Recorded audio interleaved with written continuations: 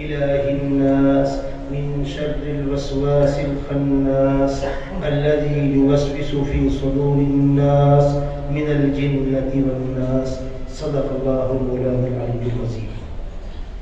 معزز علماء کرام، شہر مالیگاؤں کے آج کی اس مجلس میں وہ محترم شخصیتیں جن کے لیے میں اگر چل کر صرف ملاقات کے لیے حاضر ہوتا میری سعادت ہوتی. اتنے بڑے بڑے اکابر اور علماء آج کی اس روحانی مجلس کے اندر تشریف فرما ہے.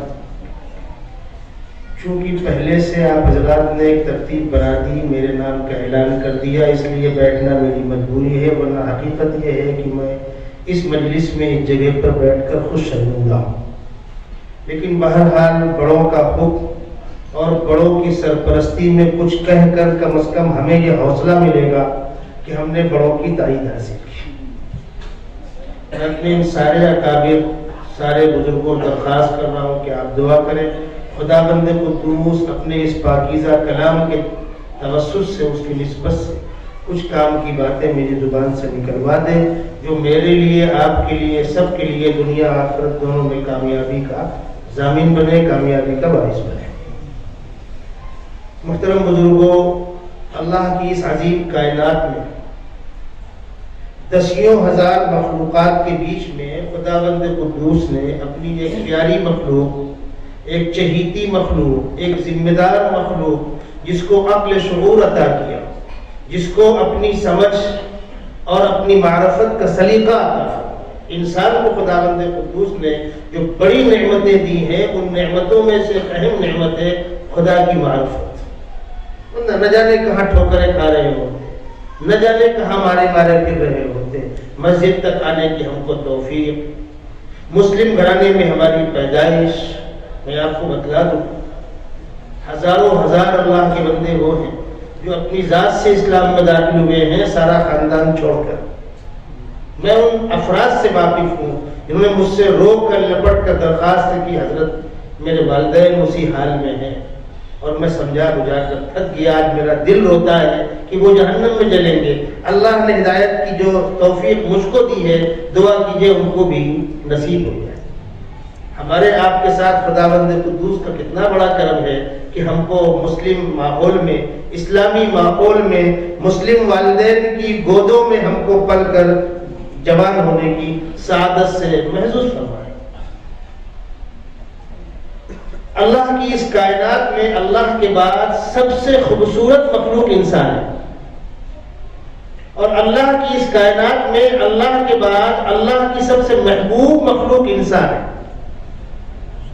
یہ دونوں باتیں بڑی اہم ہیں، بہت بڑا چیلنج ہے، اور دونوں باتیں اسی کتاب کے اندر موجود ہے جو آپ کے سامنے رکھی ہوئی ہے. خود خداوند قدوس فرماتے ہیں وَلَقَدْ كَرَّمْنَا بَنِي آدم، ہم نے بنی آدم کو احترام سے نوازا ہے. اور خود سورۃ 3 کے اندر 30ویں پارے میں لَقَدْ خَلَقْنَا الْإِنسَانَ فِي أَحْسَنِ تَقْوِيمٍ، ہم نے انسان کو پیارے بہترین ڈھانچے کے اندر ڈھالا ہے. حتیٰ کہ حدیث شریف میں آتا ہے کہ خداوند قدوس کا نہ کوئی جسم ہے نہ کوئی شکل ہے، اس لیے کہ وہ مادی نہیں ہے. ہم اور آپ مادے سے بنے ہیں، جو چیز مادے سے بنے گی وہ فانی ہے، اور خدا فانی نہیں ہے بلکہ وہ تو باقی ہے، واجب الوجود ہے، ہمیشہ سے ہے، ہمیشہ رہنے والا ہے، وہ پیدا کرنے والا ہے، وہ کسی کا پیدا کردہ نہیں ہے. اللہ الصمد، وہ بے نیاز ہے، لم یلد ولم یولد، نہ کسی نے اس کو جنا نہ اس سے کوئی جنا لیا. ہم اور آپ سو جاتے ہیں، ہم کو بھوک لگتی ہے، پیاس لگتی ہے، خدا، اس خدا کا جو ہماری عقل و شعور کے دائرے میں ہم بس بیان کر سکتے ہیں، هو الحی القیوم الذی لا تأخذہ سنۃ ولا نوم، وہ نگہبان ہے. وسع کرسیہ السماوات والارض ولا یئودہ حفظہما وهو العلی العظیم. خداوند قدوس اپنا تعارف آیت الکرسی کے اندر خود کرا ہے.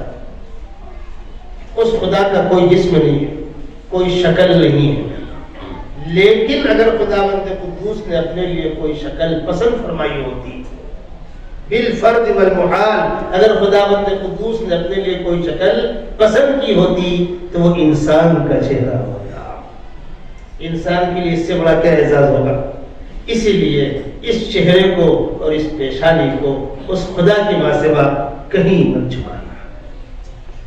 دنیا چیزوں سے مرغوب ہو کر چیزوں کے سامنے جھک جاتی ہے، ہمارا خدا کہہ رہا ہے وَمِنْ آيَاتِهِ اللَّيْلُ وَالنَّهَارُ وَالشَّمْسُ وَالْقَمَرُ لَا تَسْجُدُوا لِلشَّمْسِ وَلَا لِلْقَمَرِ وَاسْجُدُوا لِلَّهِ الَّذِي خَلَقَهُنَّ إِن كُنتُمْ إِيَّاهُ تَعْبُدُونَ۔ تم سورج کی عظمت سے متاثر ہو گئے، مرعوب ہو گئے، چاند کی بھینی بھینی شعاؤں سے اس کی روشنی سے متاثر ہو گئے، اس سورج اور چاند کا سجدہ کرنے والوں یہ تو سوچو، یہ سورج اور چاند جس کے تابع فرمان ہے وہ کتنا بڑا ہوگا۔ لا تسجدوا للشمس ولا للقمر واسجدوا للہ الذی خلقہن ان کنتم ایاہ تعبدون۔ اگر تم صرف اور صرف خدا کو ماننے والے ہو تو پھر غیر خدا کی پرستش مت کرو۔ سورہ فاتحہ میں ایک باریک نکتہ ہے، ہم سورہ فاتحہ پڑھتے ہیں الحمدللہ رب العالمین الرحمن الرحیم مالک یوم الدین ایاک نعبد و ایاک نستعین۔ عربی گرامر کے اعتبار سے ہونا چاہیے تھا نعبد کا و نستعین کا، ہم آپ کی عبادت کرتے ہیں، آپ سے مدد چاہتے ہیں، لیکن نہیں، علماء حضرات بیٹھے ہوئے ہیں، یہاں پر مفعول کو مقدم کیا گیا تاکہ تخصیص کا فائدہ دے، حصر کا فائدہ دے۔ ایاک نعبد، صرف اور صرف آپ کی عبادت کرتے ہیں، ایسا نہیں ہے کہ خدا بھی راضی اور دیگر بھی راضی، نہ۔ اگر تم نے خدا کی عبادت کی اور غیر خدا کو خدا کے ساتھ شریک کیا، یہ پیشانی خدا کے ماجبہ اور بھی کہیں جھکی، اسی کا نام تو شرک ہے۔ کیا مکے والے خدا کو نہیں مانتے تھے؟ مانتے تھے، پھر غیر خدا کو بھی مانتے تھے۔ خدا کہہ رہا ہے نا، وہ عبادت قابل قبول نہیں ہے، یہ پیشانی میرے سامنے بھی جھکی اور بھی کہیں جھکی، یہ پیشانی صرف اور صرف میرے سامنے جھکے گی، اس کا عہد کرو۔ یہ عہد کرایا گیا ہے ایاک نعبد و ایاک نستعین کے اندر، اور اسی بات کا حوالہ اس آیت کے اندر ہے لا تسجدوا للشمس ولا للقمر واسجدوا للہ الذی خلقہن ان کنتم ایاہ تعبدون۔ ان کنتم تعبدون وہ نہیں کہا گیا، ان کنتم ایاہ تعبدون۔ اگر صرف اور صرف خدا کی عبادت کرنی ہے تو پھر غیر خدا کو چھوڑو، یہ پیشانی خدا کے ماں سوا کسی کے آگے نہیں جھکنی چاہیے۔ اس نے ہم کو عقل دی، شعور دیا، بصارت دی، بصیرت دی، دنیا کا حکمراں بنایا۔ کہنے والے نے کہا ڈھونڈنے والا ستاروں کی گزرگاہوں کا اپنے افکار کی دنیا کا سفر کر نہ سکا، جس نے سورج کی شعاؤں کو گرفتار کیا، زندگی کے شب تاریخ سحر کر نہ سکا، اپنی حکمت کے خم و پیٹ میں الجھا ایسا کہ آج تک فیصلہ نفع و ضرر کر نہ سکا۔ خداوند قدوس نے آپ کو وہ طاقت دی ہے، وہ صلاحیت دی ہے، اور اس کائنات کی خلافت کا تمغہ دیا، اور اس کائنات میں خیر و شر کا ہم کو مکلف بنایا گیا۔ اس کائنات میں خیر و شر وجود میں آئے گا، اس کے ذمہ دار ہم ہوں گے۔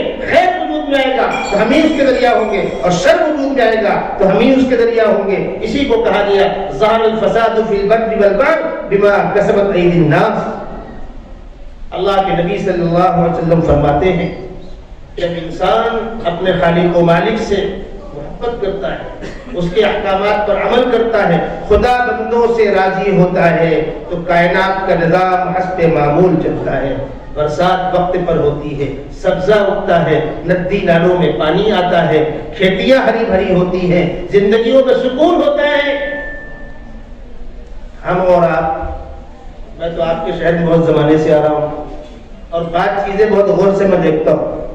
آج سے لگ بھگ 12-15 سال پہلے میں ایک دن جمعہ کے دن مالیگاؤں میں تھا، ایک راستے سے گزر رہا تھا تو مجھ کو لوم کی آواز آئی، تو میں نے رک کر پوچھا اچھا مالیگاؤں کے جمعہ کو لوم چالو ہونے لگا؟ یا تو ماشاءاللہ مکمل بند ہوتا تھا، بہت جناب پسند لوگ تھے۔ اب تھوڑی سی ادھر توجہ ہوئی، ہمارے بھیونڈی میں لوم چالو ہوتا تھا شام کو، آپ کے ہاں جمعہ دن بھی بند رات بھی بند۔ ایسے ہی آپ کے گھروں کے باہر وہ ٹنکیاں جو رکھی تھی پانی کی ٹنکیاں اب دکھنا کم ہو گئی، ورنہ ایک زمانہ تھا کہ مالیگاؤں میں پانی کا بڑا کال پڑا تھا، بڑی قلت تھی پانی گرمی کے موسم میں۔ تو ہم انسان پانی کا انتظام کرتے ہیں، پانی کی ٹنکی، پانی کے ڈیم، کارپوریشن سے پانی کی پائپ لائن، اور باقی مخلوق کبھی غور کیا؟ جنگل میں ٹہلنے والی مخلوق، اس کی بھی کوئی ٹنکی ہے، اس کی بھی کوئی پائپ لائن ہے، پانی کا اسٹاک وہ بھی کرتے ہیں. ارے پانی کا اسٹاک تو آپ چھوڑیے, آج ہم شام کو کل صبح کا انتظام کرتے کہ نہیں کرتے؟ اتنے بڑے مجمع میں سے کسی کا گھر ایسا نہیں ہوگا جس کے گھر میں کل آئندہ کے لیے کوئی اسٹاک نہ ہو. کوئی دال چاول تو ہوئے گئی, قیمہ گوشت روٹی پاؤ بھاجی کچھ تو ہوئے گا. دوسری مخلوق کو آپ دیکھیے, انسان کو چھوڑیے, کسی مخلوق کو آپ دیکھ لیجئے, ایک چڑیے کے گھونسلے میں آئندہ کل کے لیے کچھ ہے؟ جب وہ شام کو لوٹ کر آ رہا ہے پرندہ, اس سے آپ کہہ رہے بندے خدا آج تو پیٹ بھرے کھا لیا, کل کا کیا ٹھکانا, لیتا آیا ہوتا. ارے بڑا اسٹاک دانا پڑا تھا, کچھ اٹھا کر لے آیا ہوتا. وہ ایک ہی جواب دے گا, جس خدا نے آج کھلایا وہی کل کھلائے گا. اللہ کے نبی صلی اللہ علیہ وسلم فرماتے ہیں لو توکلتم علی اللہ حق توکلی لرزقتم کما ترزق الطیر تبدو خماسا مکروہ. بتانا جس طرح پرندے اپنے رب پر بھروسہ کرتے ہیں, اگر تم بھی ایسا بھروسہ کرو تو تم کو بھی بے تکان روزی ملے گی. پرندہ اپنے گھونسلے سے صبح نکلتا ہے خالی پیٹ, شام کو آتا ہے بھرا پیٹ. گرمی کے موسم میں ندی نالے سوکھ جاتے ہیں, وہ جنگل کی مخلوق, ان کو ہری گھاس نہیں ملتی, پانی نہیں ملتا, تڑپ تڑپ کر دم توڑتے ہیں. یہ حقیقت ہے. اب آئیے, جب نظام بالکل درست چل رہا ہوتا ہے تو ساری مخلوق انسانوں کو دعائیں دیتی ہے, اس لیے کہ انہیں معلوم ہے کہ خداوند قدوس کی نعمتوں کی بنیاد انسانوں کی نیکیاں ہیں, انسانوں کا ان کے رب سے رشتہ ہے. اسی کو کہنے والے نے کہا مچھلیاں پانی میں ذرے خاک میں برگ و شجر نیک عالم کو دعا دیتے ہیں ہر شام و سحر. اس کے مقابلے میں جب بندے نافرمان ہوتے ہیں, بارش روک لی جاتی ہے, سبزہ بھی نہیں اگتا, ندی نالے سوکھ جاتے ہیں, اور یہ بے زبان کی مخلوق تڑپ تڑپ کر دم توڑتی ہے تو انسانوں کو کوستی ہے. اس سرزمین پر, اس دھرتی پر خیر و شر کے وجود میں آنے کے ہم ذمہ دار ہیں. ظہر الفساد فی البر والبحر بما کسبت ایدی الناس. خداوند قدوس نے تمہارے سامنے تمام چیزوں کو مسخر کر دیا. خلق لکم ما فی الارض جمیعا, کائنات کی تمام چیزیں تمہارے لیے. ہاں, ہم جن چیزوں سے منع کر دیں ان سے بچ جانا. بعض نادان کہتے ہیں کیا مولانا اس سے منع کرتے ہو, اس سے منع کرتے ہو, اس سے منع کرتے ہو. میرے ایک من چلے دوست تھے, کچھ لوگوں کو شوق ہوتا ہے, علماء کو دیکھ کر کھجلی ہوتی ہے, کوئی نہ کوئی ڈنگ کی ماری جائے. کہنے لگے مولانا آپ لوگ کیا ہر ہفتے پریشان کرتے رہتے, اصلاح معاشرہ, نامحرموں کو مت دیکھو, غیر کی بہو بیٹی کو مت دیکھو. اللہ نے آنکھ بنائی دیکھنے کے لیے, آپ منع کرتے ہو. ایک کن پڑ دیا اس کو, میں نے کہا اللہ نے ہاتھ بنایا مارنے کے لیے. جواب ہو گیا. ارے اللہ نے آنکھ بنائی دیکھنے کے لیے, لیکن یہ بتلایا وَلِلْمُؤْمِنِينَ يَغُضُّوا مِنْ أَبْصَارِهِمْ وَيَحْفَظُوا فُرُوجَهُمْ. نگاہیں پست رکھو, شرمگاہوں کی حفاظت کرو. کیوں؟ اصولی بات سن لیجئے, یہ کائنات اللہ کی ملکیت ہے. کس کی ملکیت ہے؟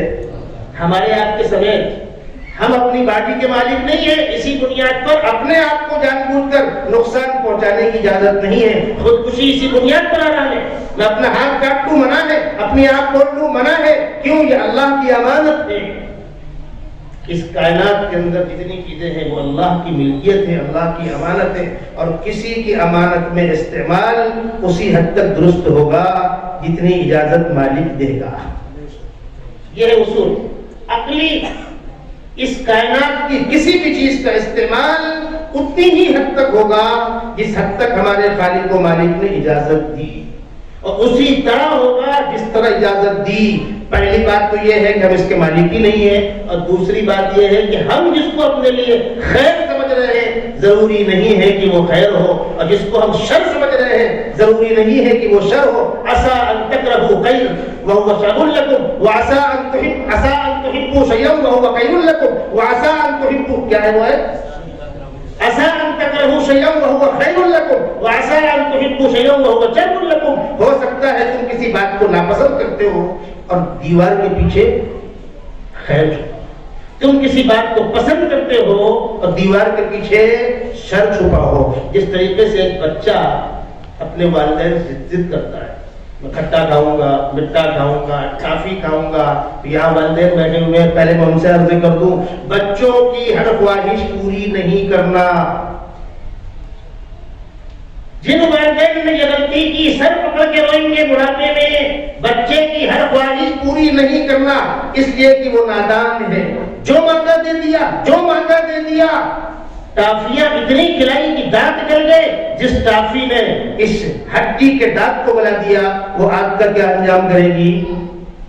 چائنیز آئٹم، کھٹا میٹھا آئٹم، اس سے دانت کو بھی نقصان ہوگا۔ چھوٹے بچوں کو موبائل پکڑا دیا گیا، ذرا رویا موبائل، ذرا رویا موبائل۔ آنکھیں، اس موبائل کی شعاع نے آنکھوں کے اندر کی بینائی کمزور کر دی، چشمے لگ گئے موٹے موٹے، نہ جانے کیا کیا بیماری ہو گئی۔ ہر سمجھدار اس بات سے اتفاق کرتا ہے کہ وہ بچہ ہے۔ جو حیثیت ہمارے سامنے نادان بچے کی ہے، اللہ کے سامنے ہماری اوقات وہ بھی نہیں۔ کیسا دعویٰ کہ ہم نے سمجھ لیا، اپنے خالق و مالک کے احکام کو ہم چیلنج کر رہے ہیں۔ تم جس کو سمجھ رہے ہو اس میں تمہارے لیے خیر ہو کیا ضروری، اور جس سے بھاگ رہے ہو تمہارے لیے شر ہو کیا ضروری۔ اس لیے خداوند قدوس کی کائنات کی کسی بھی چیز کا استعمال اس کی مرضی کے بغیر نہیں ہوگا۔ اس نے ہم کو اس کائنات کا خلیفہ بنایا، اس کائنات کا نگراں بنایا، اس کائنات کا حاکم بنایا۔ آپ جانور کی پیٹھ کر بیٹھ کر حکومت کرتے۔ ہمارے ہندوستان کے اندر تو لوگ بیلوں سے کام لیتے ہیں، پاڑوں سے کام لیتے ہیں، گدھوں سے کام لیتے ہیں۔ دنیا کے بعض ممالک میں جو کام یہاں بیل کرتا ہے وہاں وہ ہاتھی کرتے ہیں۔ ساؤتھ افریقہ کے جنگلوں میں بڑے بڑے پیڑ کاٹ کر ان کو گھسیٹنے کا کام ہاتھی کرتے ہیں۔ پیڑوں کو رسے سے باندھ دیتے ہیں، پھر ہاتھی سوٹ سے پکڑے گھسیٹتا ہے۔ ہاتھی کو کیا معلوم کہ میرے ایک سوڑ پر 10 لوگ لمبے ہو جائیں گے، اس کو اتنی عقل ہی نہیں ہے۔ پیچھے سے ہاتھی فیل بن کے اس کو مار رہا ہے، غریب کام کر رہا ہے۔ بیل کو آپ مار رہے ہیں، غریب کام میں لگا ہوا ہے۔ پاڑے کو آپ باندھ رہے ہیں، غریب بندھا جا رہا ہے۔ اور کوئی ایک بھڑکتا ہے تب کیا انجام ہوتا ہے قربانگاہ کا؟ سب کو نہیں بھڑکتے۔ اللہ نے ان کو مشہور نہیں کیا، عقل آپ کو دی، آپ کو ذمہ دار مخلوق بنایا۔ ان انسانوں کو اللہ نے اپنی تعلیمات سے آگاہ کرنے کے لیے، تعلیمات سے واقف کرانے کے لیے انبیاء کرام کا سلسلہ جاری کیا۔ انبیاء کرام کون ہیں؟ خداوند قدوس کے وہ مقرب بندے جن کی تربیت خداوند قدوس اپنی خصوصی نگرانی میں کرتے ہیں۔ یہ اصول ہے، نبی کی تربیت خداوند قدوس کی نگرانی میں ہوتی ہے، فرشتوں کی معرفت ہوتی ہے۔ اسی لیے نبی بچپن سے ہی معصیت سے، نافرمانیوں سے دور ہوتا ہے۔ عمر کی اس منزل پر پہنچنے کے بعد جب سماج میں انسان کو اعتبار کا مقام ملتا ہے، ایک بچہ بالغ ہو گیا 12-15 سال میں، وہ آ کر بیٹھ جائے بڑوں کے ساتھ میں، تو آپ کہیں گے ابا کو بھیجنا، بچوں کا کام نہیں ہے۔ بڑا کب کہلاتا ہے آدمی؟ تقریباً 30 سال کے بعد، 30 اور 40 کے بیچ کا وقت ہے۔ عام طور پر انبیاء کرام کو نبوت 40 سال کی عمر میں دی گئی، اس لیے کہ سماج میں یہ عمر جوانی کی ڈھلنے کی عمر ہے، اعتبار کی عمر ہے۔ اس عمر میں خداوند قدوس اپنے اس مخصوص بندے کے پاس فرشتے کو بھیج کر اپنا پیغام فرشتے کی معرفت اس انسان کو سناتے تھے۔ اس پیغام کا نام وحی، اس شخصیت کا نام نبی اور پیغمبر، اور یہ وحی لے کر آنے والے فرشتے کا نام جبرائیل امین۔ انبیاء کرام پر کتابیں اترتی رہیں، کسی پر پتلے پتلے کتابچے اترے، ان کو صحیفے کہتے تھے، اس کی جمع صحف ہے۔ عام طور پر انبیاء کرام پر کتابچے اترے، قرآن نے ان کتابچوں کا حوالہ دیا۔ صحف ابراہیم و موسیٰ اولم تأتہم بینۃ ما فی الصحف الاولیٰ۔ بعض انبیاء کرام کو کتابیں دی گئی، جن کو کتابیں دی گئی وہ 4 ہیں۔ سیدنا موسیٰ علیہ السلام کو توریت، سیدنا داؤد علیہ السلام کو زبور، سیدنا عیسیٰ علیہ السلام کو انجیل یعنی بائبل، اور سیدنا محمد رسول اللہ صلی اللہ علیہ وسلم کو قرآن مقدس۔ یہ 4 کتابیں ہیں۔ ان 4 کتابوں میں قرآن کو خصوصی مقام حاصل ہے۔ فرق، وہ کتابیں جن امتوں پر یا جن امتوں کے نبیوں پر اتری وہ امتیں قدردان نہیں تھیں، ناقدرے لوگ تھے۔ انبیاء کرام اپنی امتوں کتاب کی تعلیمات دے رہے ہیں، امت سننے کو تیار نہیں۔ یہ تفصیل کا موقع نہیں، اشارے کر رہا ہوں۔ سیدنا داؤد علیہ السلام کی تعلیمات مٹ چکی ہیں، کتاب کا نام و نشان دنیا کے اندر اب نہیں ہے۔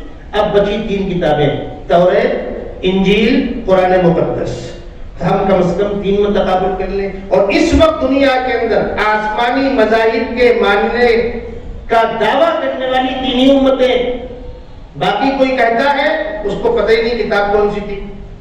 اس ملک ہندوستان میں آپ رہتے ہیں، یہاں کے لوگوں کا بھی دعویٰ ہے کہ ہماری کتاب بھی آسمانی ہے. کس پہ اتری پتہ نہیں، کب اتری پتہ نہیں، کس زبان میں اتری پتہ نہیں. چلو بعد میں آنا، پرتو کم بعد میں کریں گے. کم سے کم نبی کا نام بتاؤ، زمانہ بتلاؤ، کتاب کا نام بتاؤ. بھلے سمٹ گئی ہو جیسے زبور. کس پہ اتری؟ حضرت داؤد پر. کب اتری؟ موسیٰ علیہ السلام کے بعد. ٹھیک ہے، اس پہ کیا تھا؟ اس میں دعائیں تھیں، وظیفے تھے. چلیے دنیا سے مٹ گئی، بچی توریت اور انجیل. موسیٰ علیہ السلام پر توریت اتری. موسیٰ علیہ السلام کو خداوند قدوس نے طور پہاڑ پر بلایا، کتاب کی تختیاں دی. آپ نے سنا ہوگا بہت مشہور واقعہ، قرآن کے اندر ہی موجود ہے. ادھر سامری نے ایک تماشا کر دیا. ہوا کیا تھا؟ بنی اسرائیل جب مصر سے باہر نکلنا چاہ رہے تھے، یعنی موسیٰ علیہ السلام پوری قوم کو لے کر فرعون کی غلامی سے نجات دلاتے ہوئے ہجرت کرانا چاہ رہے تھے، اور خداوند قدوس کا حکم تھا کہ موسیٰ اپنی قوم کو راتوں رات لے کر نکل جاؤ. وَلَقَدْ أَوْحَيْنَا إِلَى مُوسَىٰ أَنْ أَسْرِ بِعِبَادِي فَاضْرِبْ لَهُمْ طَرِيقًا فِي الْبَحْرِ يَبَسًا لَا تَخَافُ دَرَكًا وَلَا تَخْشَىٰ. خشکی کے راستے سے جاؤ، پکڑے نہیں جاؤ گے. اور اگر میں یہ کہوں کہ اس قوم نے موسیٰ علیہ السلام کی زندگی میں اگر کسی ایک بات پر 100% اتفاق کیا تھا اور 100% عمل کیا تھا تو وہ یہ کام تھا نکلنے والا. اس کے علاوہ کوئی واقعہ ایسا نہیں ہے کہ موسیٰ علیہ السلام کی بات کو پوری امت نے مان لیا ہو. اکثر تو سب نے نکال دیا، ورنہ اکثریت مخالفت کرتی تھی. یہ ایک ایسا کام تھا کہ راتوں رات پوری قوم کو ہجرت کرنا ہے. بنی اسرائیل کی حیثیت مصر میں غلاموں جیسی تھی. آپ کو یاد ہوگا آج سے 50-60 سال پہلے تک ہمارے یہاں بھی زمینداروں کے یہاں جو چھوٹی برادریاں کام کرتی تھی، جب ان کے یہاں شادی پڑتی، میاں ہمارے یہاں شادی پڑی ہے، اس وقت تو منڈپ تھے نہیں. ٹنکی دے دو، چوکی دے دو، بالٹی دے دو، برتن دے دو، ہم بعد میں لا کے دے جائیں گے، مہمانوں کی خاطری ہو جائے گی. اور زیادہ عورتیں منہ لگی ہوتی تھی تو ملکن اپنے زیور دے دو، ہم پہن لیں گے، بعد میں پلٹا دیں گے. یہ بھی ہوتا. بنی اسرائیل کے گھروں میں ان کی عورتوں کے پاس قبطیوں کی عورتوں کے زیور تھے. اب آرڈر ہو گیا نکلنا ہے، اگر جا کر پلٹاوے تو بولیں گے کیا صبح نہ ہوتی کا؟ آپ کی محلے گاؤں کی بھاشا میں رات کے حیران کے چلے آئے، صبح نہ ہوتی، اور یہ پلٹانے آئی، وہ پلٹانے آئی، وہ تو کان نہیں کھڑے ہوں گے. راز فاج نہ ہو اس لیے وہ زیور پلٹائے نہیں گئے، ان کے ساتھ دریا کے پاس چلے گئے. قصہ مختصر. وہاں جانے کے بعد کسی نے ان کو غیرت دلائی، تم لوگ ان کے زیور لے کے آ گئی، تو ان سب نے وہ زیور ایک جگہ رکھا ہوا تھا. ادھر موسیٰ علیہ السلام کے پاس جو فرشتہ آتا تھا، وہ جو سواری پر بیٹھ کر چلتا تھا، اس سواری کے پیر جہاں پڑتے تھے وہاں ہری گھاس اگ آتی تھی. آپ کے مالیگاؤں کی زبان میں یہ کھٹپٹی آدمی کا کون سامری، اس نے دیکھا کہ اس میں ہے کچھ دم. اس نے اس ہاتھ کو ایک پڑیا میں باندھ کے رکھ لیا. ادھر موسیٰ علیہ السلام کو طور پر گئے توریت کی تختیاں لینے کے لیے. یہاں سامری نے اس کو گلایا اور گلا کے بچڑا بنایا اور اس کے منہ میں وہ خاک ڈالی، وہ لگا خواہ خواہ کرنے. موسیٰ علیہ السلام طور پر جاتے ہوئے اپنے بھائی ہارون سے کہہ کر گئے تھے اخلفنی فی قومی، نیابت کرو میری سنبھالنا. اب قوم بچڑے کی پوجا کرنے لگی. ایسے ہارون نے منع کیا تو قوم ماننے کو تیار نہیں. کیوں؟ قوم میں یہ بات چلا دی گئی کہ ارے موسیٰ کا خدا تو یہی ہے. کہاں بھٹک گئے؟ قالوا ھذا الہکم واللہ موسیٰ فنسی. قرآن جواب دے رہا ہے افلا یرون الا یرجع الیہم قولا ولا یملک لهم ضرا ولا نفعا. کیسا بھگوان ہے؟ نہ بات کر سکتا ہے نہ نفع نقصان کا مالک ہے، لیکن جب عقل پر پردے پڑے تو ایسا ہی ہوتا ہے. بالآخر ادھر موسیٰ علیہ السلام کو دور پر ہے، اور پروردگار نے کہا موسیٰ بہت جلدی آ گئے. وما اعجلک عن قومک یا موسیٰ قال هم اولئک علی اثری وعجلت الیک رب لترضى، پروردگار نے اطلاع دی نہیں کوئی نہیں آ رہا. قال فإنا قد فتنا قومك من بعدك وأضلهم السامري. جانا چاہے شکریہ کے ساتھ بولنا. اچھا ٹھیک، موسیٰ تمہاری قوم گمراہ ہو گئی ہے، سامری نے گمراہ کر دیا. فرجع موسیٰ إلى قومه غضبان اسفا. نکل جاتے ہیں. جزاک اللہ.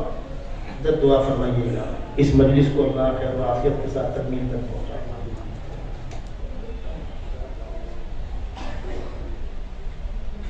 موسیٰ علیہ السلام کو اطلاع دے دی گئی.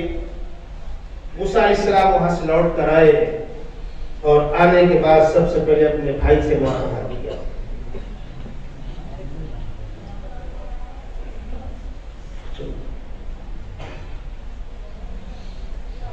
اپنے بھائی کے سر پر ہاتھ رکھا، اوپر نیچے داڑھی پکڑی اور کہا تم کو میں اپنا نائب بنا کر گیا تھا، تم نے کیا کیا؟ انہوں نے کہا یا ابن ام لا تأخذ بلحیتی ولا برأسی. یہ جواب بدکھا رہا ہے کہ ایک ہاتھ اوپر تھا ایک ہاتھ نیچے تھا. لا تأخذ بلحیتی ولا برأسی انی خشیت ان تکون فرقت بین بنی اسرائیل ولم ترقب قولی. بھائی حالات ایسے ہو گئے تھے، اگر میں سمجھاتا نا تو کادو یقتلوننی، قتل کر دیتے مجھ کو. تو میں نے سوچا کہ اب میں تھوڑا خاموش رہوں.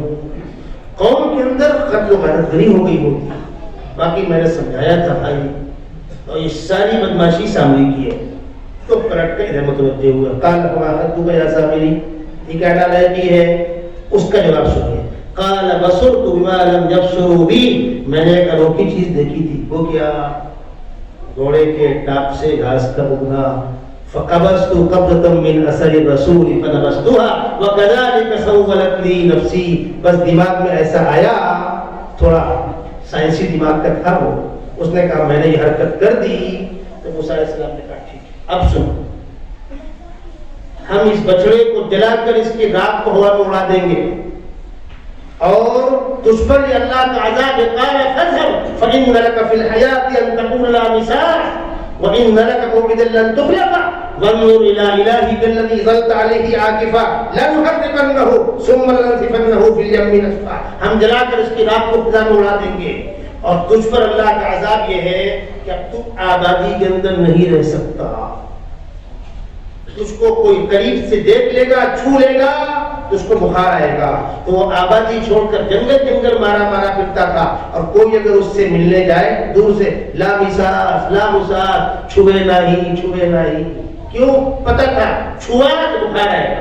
یہ واقعہ میں نے آپ کو سنایا اختصار کے ساتھ. ہو گیا. موسیٰ علیہ السلام تختیہ توریت کی لے کر آ گئے. اس واقعے سے فرصت ملی، قوم کو بتلایا کہ یہ اللہ کا پیغام ہے. وہ نالائق قوم نے کہا ارے موسیٰ تم اکیلے چلے گئے تھے، 4 چودھریوں کو لے کر گئے ہوتے، ہم کیسے مانے کہ اللہ کا کلام ہے، اللہ نے آپ کو دیا ہے. کچھ لوگوں کو لے کر جاؤ، ان کو اللہ کی آواز سناؤ تو ہم مان لیں گے. ٹھیک ہے بھائی، چن لو. 70 چودھری چنے گئے. یہ موسیٰ علیہ السلام کے ساتھ دوبارہ کوہ طور پر پہنچے. آواز آئی لوگوں موسیٰ میرے نمائندے ہیں، نبی برحق ہیں، کتاب میں نے دی ہے، اس کو مان لو. شرط پوری ہو گئی تھی نا. لیکن وہ 2 5 کا پہاڑا پڑھ رہے تھے. جب آدمی 2 5 کا پہاڑا پڑھے پھر اس کا کوئی علاج نہیں. ہم کیسے مانیں کہ اللہ کی آواز ہم دیکھیں گے؟ لن نؤمن لك حتى نرى الله جهرة. اب تک مطالبہ دائرے کے اندر تھا، اب مطالبہ بدتمیزی پر مشتمل ہے. کیوں؟ ان آنکھوں سے انسان اس دنیا میں اللہ کو نہیں دیکھ سکتا. 2 قید ذہن رہیں گے آپ، ان آنکھوں سے اور اس دنیا میں. جنت میں دیدار ہوگا، یہ آنکھیں نہیں ہوں گی، یہ دنیا نہیں ہوگی. اللہ کے نبی صلی اللہ علیہ وسلم کو معراج کے سفر میں دیدار ہوا، ذات خداوندی کا ہوا کہ نور خداوندی کا ہوا، اس میں رائے کا اختلاف ہے، لیکن ہوا. وہ وہاں ہوا، یہاں نہیں. یہاں تو حالت یہ تھی کہ موسیٰ علیہ السلام جن سے خداوند قدوس نے گفتگو کی اور اللہ سے ہم کلامی کی لذت ہی الگ ہے.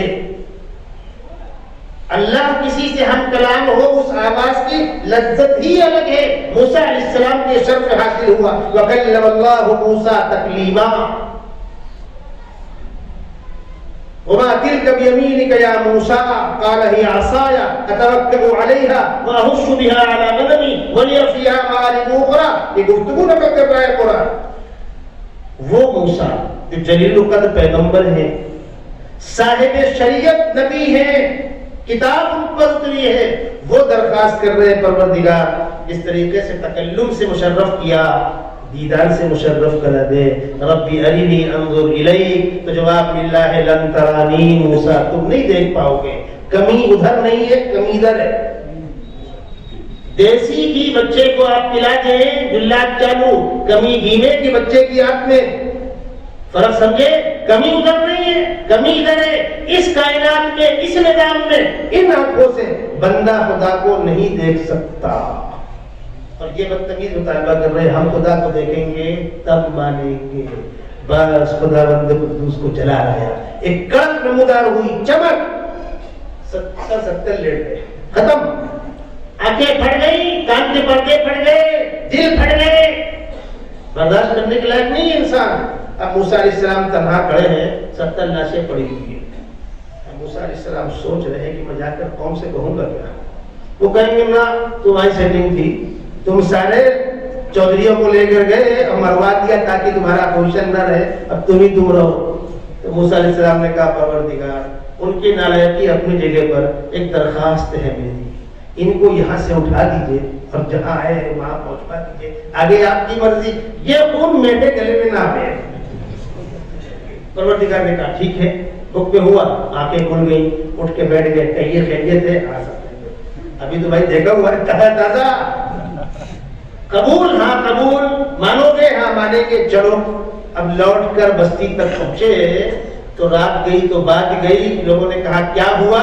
کہنے لگے پروردگار نے کہا جتنا آسانی سے ہو اتنا مان لینا. سمجھے آپ؟ تب خداوند قدوس کو جلا لایا اور خداوند قدوس نے اس بستی کے اوپر کوہ طور کو ٹانگ دیا، پہاڑ کو. وَإِذْ أَخَذْنَا مِيثَاقَكُمْ وَرَفَعْنَا فَوْقَكُمُ الطُّورَ خُذُوا مَا آتَيْنَاكُمْ بِقُوَّةٍ وَاسْمَعُوا. اب بولو، مانتے ہو کہ چھوڑو؟ اس سر پر لگا ہوا ہے، پیس جاؤ گے. سب نے کہا ہاں مانا. پہاڑ ہٹا، عصینا، نہیں مانتے. یہ داستان سنا رہا ہوں آپ کو موسیٰ علیہ السلام کی قوم کی. یہ قوم کتاب کی حفاظت کرے گی، یہ آپ کو سمجھانا ہے. یہ قوم کتاب کی حفاظت کرے گی. اتنا ہی نہیں، موسیٰ علیہ السلام سمجھاتے تھے تو کم وقتوں نے جان چھڑانے کے لیے پلاننگ کی کہ موسیٰ علیہ السلام پر کوئی ایسا الزام لگا دو کہ سماج میں منہ دکھانے کے لائق نہ بچے تو آئندہ کی تبدیل نہیں کریں گے. ہوتا ہے کسی کی جان چھڑانا، لگا دو آروپ، کسی پیشہ ور عورت کو تیار کر لو. ایک فاحشہ عورت جس کی گود میں بچہ تھا اور سب جانتے تھے کم وقت کا شوہر کوئی نہیں ہے، آوارہ عورت ہے، ناجائز کا بچہ ہے، اس کو پیسہ دے کر تیار کیا. جب موسیٰ علیہ السلام تقریر کر رہے ہوں گے تو مجمع کو چیرتی ہوئے قریب تک پہنچ جانا اور جا کر بولنا موسیٰ یہ پکڑو اپنا بچہ، بہت باتیں کرتے ہو، بند کرو نصیحت کرنا، اوقات کرو.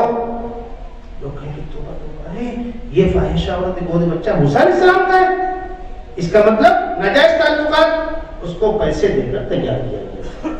موسیٰ علیہ السلام تقریر کر رہے تھے، وہ آئی مجمع کو چیرتے ہوئے اور آ کر کہا موسیٰ پھیکم پھاک بند کرو، پکڑو بچہ اپنا، میں چلی. موسیٰ علیہ السلام سمجھ گئے کہ یہ پری پلانی میری کردار کشی ہو رہی ہے. آپ نے اس کو ڈانٹا، سن خدا کو حاضر ناظر جان کے بتلا، اس الزام میں سچائی ہے؟ بس کاپنے لگی، ڈر نہیں، کہا نہیں غلط الزام ہے. کیوں لگایا؟ اس کو فلاں فلاں لوگوں نے اس پر آمادہ کیا تھا. قرآن نے اس کو بھی نقل کیا. اس قوم نے اپنے نبی پر الزام لگا دیا پری پلانی. یا ایھا الذین آمنوا لا تکونوا کالذین آذوا موسیٰ فبرأہ اللہ مما قالوا وکان عند اللہ وجیہا. میں آپ کو بتا دوں اس وقت دنیا کے اندر یہ بحث چھڑی ہوئی، دنیا کے اندر بحث چھڑی ہوئی ہے کہ مسلمان عیسائیوں کے بارے میں کیا خیال رکھتے ہیں، مسلمان یہودیوں کے بارے میں کیا خیال رکھتے ہیں، مسلمان موسیٰ علیہ السلام اور عیسیٰ علیہ السلام کے بارے میں کیا خیال رکھتے ہیں. دنیا ہمارا جواب سن لے. جتنے احترام کے ساتھ تذکرہ قرآن میں موسیٰ علیہ السلام کا ہے وہ تمہارے یہاں بھی نہیں. جتنے احترام کے ساتھ تذکرہ قرآن میں عیسیٰ علیہ السلام کا ہے تمہارے یہاں بھی نہیں. جتنی ہم ان کی عزت کرتے تم بھی نہیں کرتے. ہمارا اختلاف نہ موسیٰ سے ہے، نہ عیسیٰ سے ہے، نہ ان کتابوں سے ہے. تم بدمعش ہوئے، تم نے اپنے نبی کی زندگی میں ان کی بات کر نہیں دی، کتابوں میں تحریف کی ہے اور ہم کو چلے آنکھ دکھانے. بنی اسرائیل میں قتل ہو گیا تھا، جس نے مارا تھا وہ بھتیجا تھا، چچا کو مارا. کیوں مارا؟ چچا کی لڑکی شادی کرنا چاہ رہا تھا، چچا منع کر رہے تھے. لڑکی لڑکا دونوں کے ساتھ کاٹتی، ابا کو بیچ سے ختم کرو. ہوتا ہے. تو بھتیجے نے چاچا کو مار دیا. اب مارنے کے بعد میرے اوپر الزام نہ آئے لگا شور کرنے، چاچا کو مار دیا، چاچا کو مار دیا.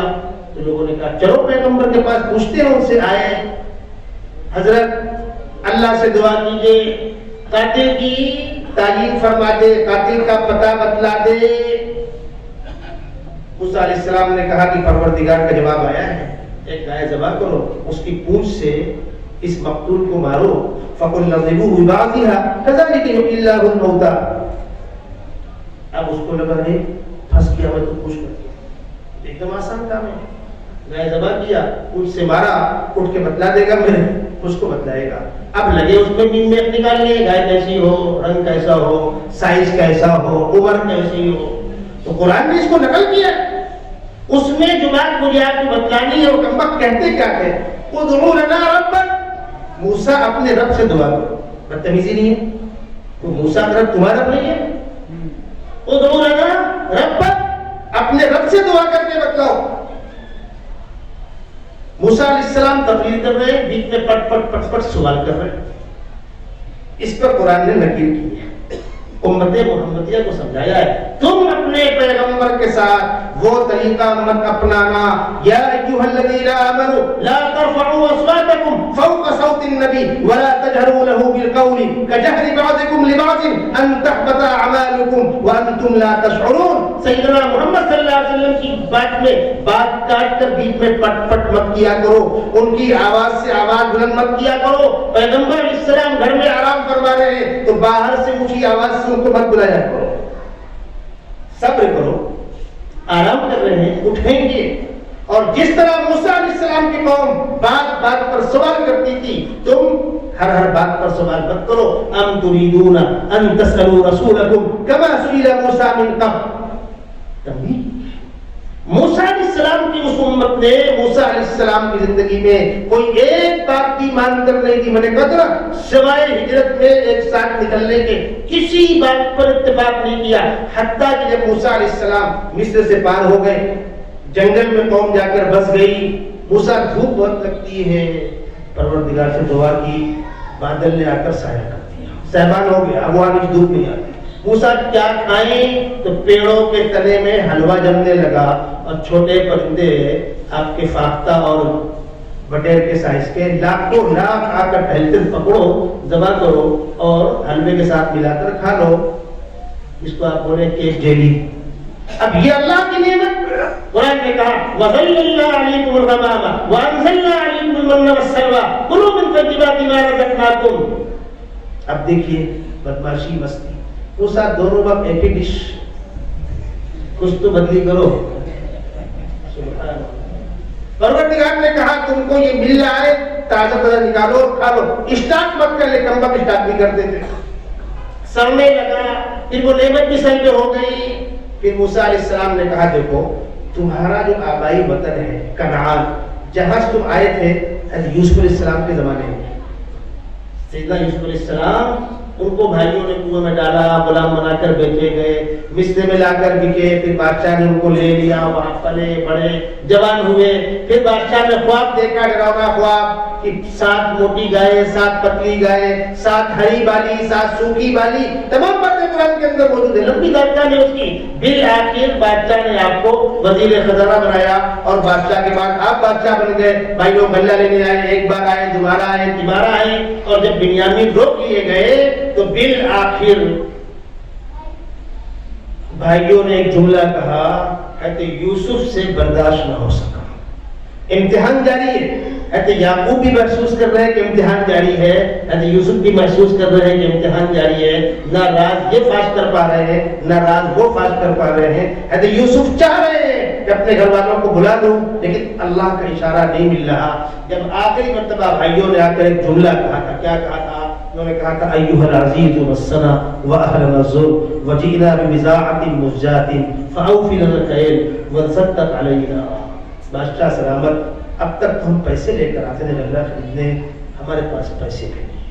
ہم نبی کے بیٹے ہیں, نبی کے گھر والے ہیں, اگر آپ نے غلہ پورا نہ دیا تو ہمارے گھروں میں فاقے ہو جائیں گے. پیسہ مت دیکھیے, فاوف لنا الكيل وتصدق علينا, صدقہ سمجھ کر دے دیجیے. ان اللہ یجزی المصدقین. یہ جملہ یوسف کے کان میں پڑا کہ میرے باپ کا خون اور مجھ سے صدقے کے لیے ہاتھ پھیلا رہا ہے, برداشت نہ ہو سکا. پوچھا هل علمتم ما فعلتم بيوسف واخيه اذا انتم جاهلون. کچھ یاد ہے تم نے کیا سلوک کیا تھا یوسف کے ساتھ اور یوسف کے بعد بنیامین کے ساتھ؟ وہ تو سمجھے تھے یوسف مر مٹ کے ختم ہو گیا ہوگا. اب اس راز کا تو تیسرا کوئی گواہ تھا نہیں. جو نگاہ بھر کے دیکھا جو مصر کا بادشاہ ہے ہمارا بھائی یوسف ہے. قالوا انك لانت يوسف قال انا يوسف وهذا اخي قد من الله علينا. اللہ کرم. اس موقع پر یوسف نے جملہ استعمال کیا تھا. ہندوستان کے مسلمانوں کو اس جملے کو گانٹھ لگا کے اپنی زندگی کے اندر محفوظ کرنا چاہیے. حضرت یوسف کیا کہہ رہے ہیں بھائیوں سے؟ بھائیوں سنو, انه من يتقي ويصبر فان الله لا يضيع اجر المحسنين. جس کی زندگی کے اندر تقویٰ ہوگا اور مشکل حالات جمنے کا حوصلہ ہوگا. دونوں باتیں. میں بہت نماز پڑھتا ہوں, بہت روزہ رکھتا ہوں, بہت ذکر و اذکار کرتا ہوں, لیکن مشکل حالات جمنے کا حوصلہ نہیں ہے. کسی نے پیر ٹوکا اور ہم بھاگے, کسی نے دھمکایا, ہم نے خدا کا انکار کیا. انه من يتقي ويصبر, خدا سے رشتہ مضبوط ہو اور مشکل حالات جمنے کا حوصلہ ہو تو پھر کیا ہوگا؟ فإن الله لا يضيع أجر المحسنين. پھر اس کی نیکی اللہ ضائع نہیں کرے گا, اس کی محنت ضائع نہیں ہوگی. حضرت یوسف کی زندگی میں دونوں بس تقویٰ اور مشکل حالات میں جمنا اعلیٰ مقام پر ہے. تقوی کا اعلیٰ مقام آپ کو ایسا لگے کہ آج کی بولنے بیٹھ گیا رات بھر کے لیے. بزرگوں, یہ قرآن کی وہ حلاوت ہے, یہ قرآنی علوم کی گہرائی ہے. جس کو ہاتھ لگاؤ سمندر. اصولی بات آپ کو بتلا, دیکھیے خدا قدوس نے ہم کو آپ کو صلاحیتیں دی ہیں, طاقت دی ہے, پیسہ ہے, دولت ہے, ڈگری ہے, عہدہ ہے. خدا کو ماننے نہ ماننے کا اختیار ہے. جو خدا کو مانے وہ بھی کھائے, جو نہ مانے وہ بھی کھائے. خدا نے کبھی نہیں کہا خالی ایمان والوں کو کھلاؤں گا. اعلان کیا وما من دابۃ فی الارض الا علی اللہ رزقها. جو بھی مخلوق زندگی والی ہے, ذی روح ہے, بدن کے اندر حرکت ہے, کیڑا مکوڑا, چوہا, کتا, بلی, خرگوش, کوئی بھی نہیں جائے. کون کھلا رہا ہے؟ اللہ کھلا رہا ہے. جب اللہ ان مخلوقات کو کھلا رہا ہے تو انسان کیوں نہیں کھلائے گا؟ سب کو کھلائے گا. اور اللہ نے کہہ دیا میرے بندو میں مار کر نہیں منواؤں گا, جس کی مرضی ہو مانے, نہ مرضی ہو نہ مانے. سیدنا ابراہیم علیہ السلام بغیر مہمان کے کھانا نہیں کھاتے تھے. ایک مرتبہ کئی دن گزر گئے, مہمان نہیں ملا, ڈھونڈ ڈھانڈ کے ایک کو لائے, دسترخوان لگایا, ہاتھ دھوئے, بیٹھے, مہمان سے کہا شروع کر اللہ کے نام سے. اس نے کہا میں تو اللہ کو مانتا نہیں. وہ ہماری آپ کی طرح آج کے ماحول میں نہیں تھا, جیسی ہوا ویسا کام نہیں. اس نے کہا میں خدا کو مانتا نہیں. تو خدا کو نہیں مانتا, بدتمیز ہو. کہا ٹھیک ہے مت کھلاؤ. چلا گیا. خدا بند نے کہا ابراہیم 20 سال سے میرا نافرمان, دونوں وقت اس کو کھلا رہا ہوں, میں نے ٹوکا اس کو آج تک, تم اس کو ایک وقت برداشت نہ کر سکے؟ تم کو میرا اصول معلوم نہیں ہے؟ جو مانے وہ بھی کھائے, جو نہ مانے وہ بھی کھائے. کھانا ماننے کے ساتھ مشروط نہیں ہے. جاؤ بلا کر لاؤ. اب نکلے, او بھائی سن سن سن. بولے نہیں, ارے سن تو بھائی کیا ہوا, چل کھا لے, یہی طے کرو. اللہ کو نہیں مانتا. وہاں بیٹھنے کے بعد تم بولو کہو بسم اللہ میں نکال دوں گا, ہکال تو نہیں چلے گا. ہم چل مت ماننا, بیٹھ کھا. لائے بلائے, بٹھایا, کھلایا. مہمان نے کھا لیا. پوچھا ابراہیم بڑے جلال میں ہکالا تھا, بلانے کیوں آئے؟ تو انہوں نے کہا میرے خدا نے مجھ کو تنبیہ کی کہ میں نے اپنی مخلوق کے ساتھ یہ قید نہیں لگائی کہ پانی وہیں برسے گا جہاں ماننے والے ہوں گے، سورج کی روشنی وہیں آئے گی جہاں ماننے والے ہوں گے. نہ، سورج کی روشنی سب کے لیے، زمین کی وسعت سب کے لیے، پہاڑوں کی اونچائی سب کے لیے، ہوائیں، فضائیں، آکسیجن سب کے لیے، دریاؤں کا پانی سب کے لیے. جو مانے وہ بھی، جو نہ مانے وہ بھی. ہاں، مرنے کے بعد منزل الگ الگ ہوگی. دنیا کے اندر کوئی کسی کا ہاتھ نہیں پکڑے گا. اب سنیے، اس اختیار کے ساتھ، اس آزادی کے ساتھ خدا کی خدائی پڑتی ہے تو مانو، نہیں پڑتی تو مت مانو. اصول سمجھے آپ؟ یہاں سے آپ کو کئی باتیں ملیں گی. ایک مجلس تھی جس میں بہت پڑھ لکھ کے غیر مسلم بیٹھے ہوئے تھے اور یہ مسئلہ زیر بحث تھا، دھرم پریورتن. تو میں نے ان سے کہا کہ آپ لوگوں نے اسلام کا اصول سمجھا ہی نہیں ہے. بولے وہ کیا؟ ہمارے یہاں اصول یہ ہے کہ اگر ہم خاندان کے مسلمان بھی خدا پر متفق نہیں ہے، خدا نہیں پڑھتا اور زبان سے کہتے ہیں لا الہ الا اللہ، باہر ہو اندر نہیں ہو، یہ نفاق ہے، ایمان نہیں ہے. دل کی گہرائیوں سے خدا کی عظمت قبول ہو تو کلمہ قبول ہوگا. کسی کے ڈرانے پر، کسی کی لالچ پر، کسی کے بہکاوے میں ایمان قبول ہی نہیں ہے. نہ کلمہ پڑھنے والے کا کلمہ معتبر ہے، نہ پڑھانے والے کو ثواب ملے گا. تو زبردستی کا سوال کیا پھر؟ ارے کیا بات کر رہے ہیں آپ؟ قرآن میں لکھا ہوا ہے لا اکراہ فی الدین قد تبین الرشد من الغی من یکفر بالطاغوت ویؤمن باللہ. طاغوت کا انکار کر، خدا کی عظمت کا اعتراف کر، پھر کرنا. اللہ تعالیٰ نے بندے کو اختیار دیا. جب تک بندے کا اختیار برقرار ہے اسی وقت تک کلمہ معتبر ہے. اختیار ختم، کلمہ معتبر نہیں. فرعون دریا کے اندر گیا اور جب پانی جو پہاڑ بن کر جب کھڑا ہو گیا تھا وہ ڈھیلا ہو گیا، اندر باہر ہونے لگے، 10-20 کلو پانی پیٹ میں گیا تو فرعون کو اس کی موت دکھی. اب بھول گیا، اگر اب بھول گیا کیا کہہ رہا ہے؟ قرآن کہتا ہے حتی اذا ادرکہ الغرق قال آمنت انہ لا الہ الا الذی آمنت بہ بنو اسرائیل وانا من المسلمین. کیا جواب ملا اس کو؟ فرعون دریا کے باہر جب تو اپنے جلوے دکھا رہا تھا، میں چنی اور چنا دریا سے، میں نے کہا راستہ کھول دو. ہم بیچاروں کو دریا کے اندر نہیں مارنا چاہ رہے تھے، دنیا ہم کو تانا مارتی، بیچارے کیا کرتے، پھنس گئے تھے، نہ کشتی تھی نہ پل تھا. فرعون کے پاس فوج تھی، اس نے مار دیا. تو دریا سے میں نے کہا راستہ کھول دے، ان کو بھاگنے دے. ہم شکار کو سوتے میں نہیں مارتے، اڑا کے مارتے ہیں. یہ ٹھیک ہے، وہاں ملا تھا. جب دریا میں ڈوبنے لگا اور کلمہ پڑھا تو کیا جواب ملا؟ فرعون اب نہیں. کیوں؟ اب تجھ کو تیری موت دکھ گئی، اب اختیار باقی نہیں ہے. اور اسی بات کو قرآن نے سورہ النساء کے اندر 2 آیتوں کے اندر کلیئر کیا ہے. انما التوبۃ علی اللہ للذین یعملون السوء بجہالہ ثم یتوبون من قریب. غلطی ہوتی توبہ کر لیا، فاولئک یتوب اللہ علیہم. قبول ہے. کون سی توبہ قبول نہیں ہے؟ اس کا الٹا لیجیے. لیس توبہ قبول نہیں ہے کن کے لیے؟ للذین یعملون السیئات حتی اذا حضر احدهم الموت قال انی تبت الآن. موت دکھ جائے پھر کلمہ پڑھتا ہے، قبول نہیں ہے.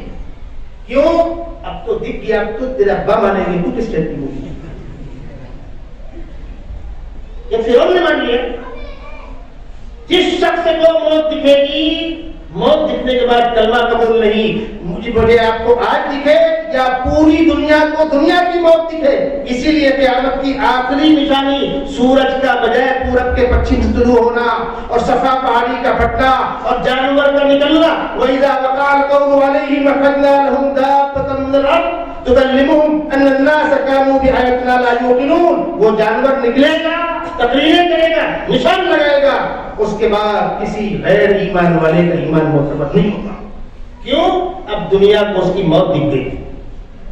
ایمان سوچ سے مقبول ہے جو ہمارے اختیار کے ساتھ. اب اگلی بات سن لیجیے.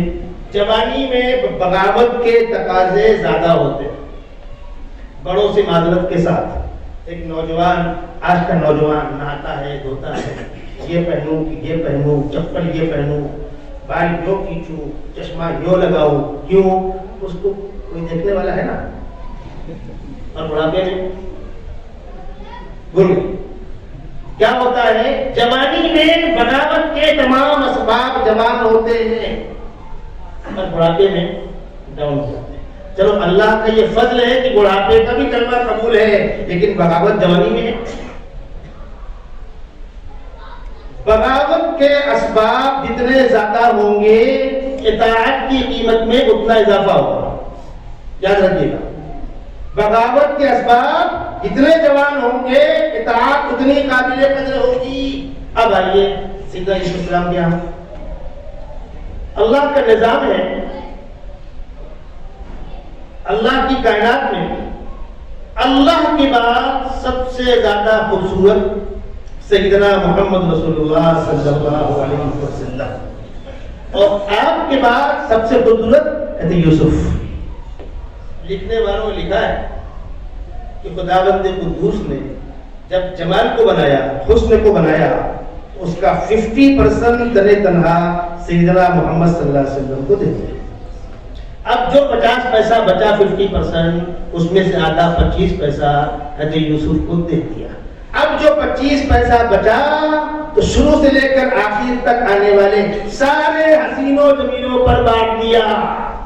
آج دنیا میں کہیں حسن ہے، اس 25 پیسے کی وہ چیز ہے جس کا تنہا 25 پیسہ حضرت یوسف کو ملا اور 50 پیسہ سیدنا محمد صلی اللہ علیہ وسلم۔ ابھرتی ہوئی جوانی، زلیخا رانی ہے۔ یوسف ادھر آؤ، آ گئے، میرے ساتھ آؤ۔ بھائی رانی کا محل تھا نا بھائی، کمرے میں کمرہ، کمرے میں، جس کے پہلے گیٹ پر 9 انچ کا بورڈ لگا ہوا ہے۔ کسی کی مجال اندر ہے، رانی اندر گئی ہے، 1 کمرہ، 2 کمرہ، 3 کمرہ، 7 کمروں کے اندر جا کر کہا یوسف میں تم سے پیار کرتی ہوں، جس کو آپ کہتا ہے لو یو، آؤ مجھ سے قریب آ جاؤ۔ بھائی طرف قرآن نے کہا ہے وغلقت الابواب، دروازے سارے بند، کمرے میں کمرہ، کمرے میں کمرہ، کمرے میں کمرہ، دروازے بند۔ اس کے پہلے گیٹ پر نوکری کا بورڈ لگا ہوا ہے، اور دعوت برائی کی۔ کون دیکھنے والا ہے؟ اللہ۔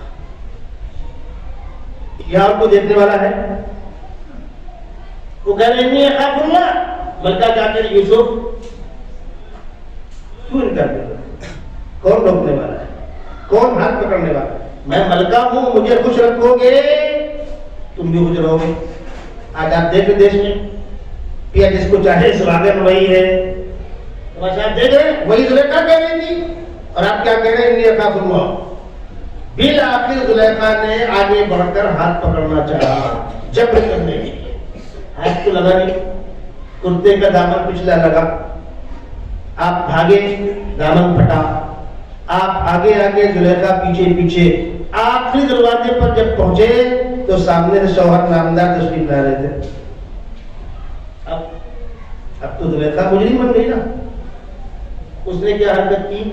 یہاں یہ فرق ہے مقامی اور پردیسی کا۔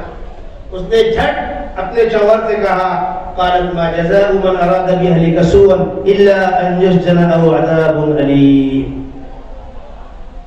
پچھلی آیت پڑھ دو علماء کی آسانی کے لیے۔ واستبق الباب وقدت قميصه من دبر والف يا سيدها لدى الباب۔ آخری دروازے پر سامنے شوہر آ رہا تھا۔ قالت ما جزاء من اراد باهلك سوءا الا ان يسجن او عذاب الیم۔ حضرت یوسف بیچارے پردیسی، بادشاہ کے محل میں پلے بڑے، ایک طرف رانی، ایک طرف پردیسی مسافر۔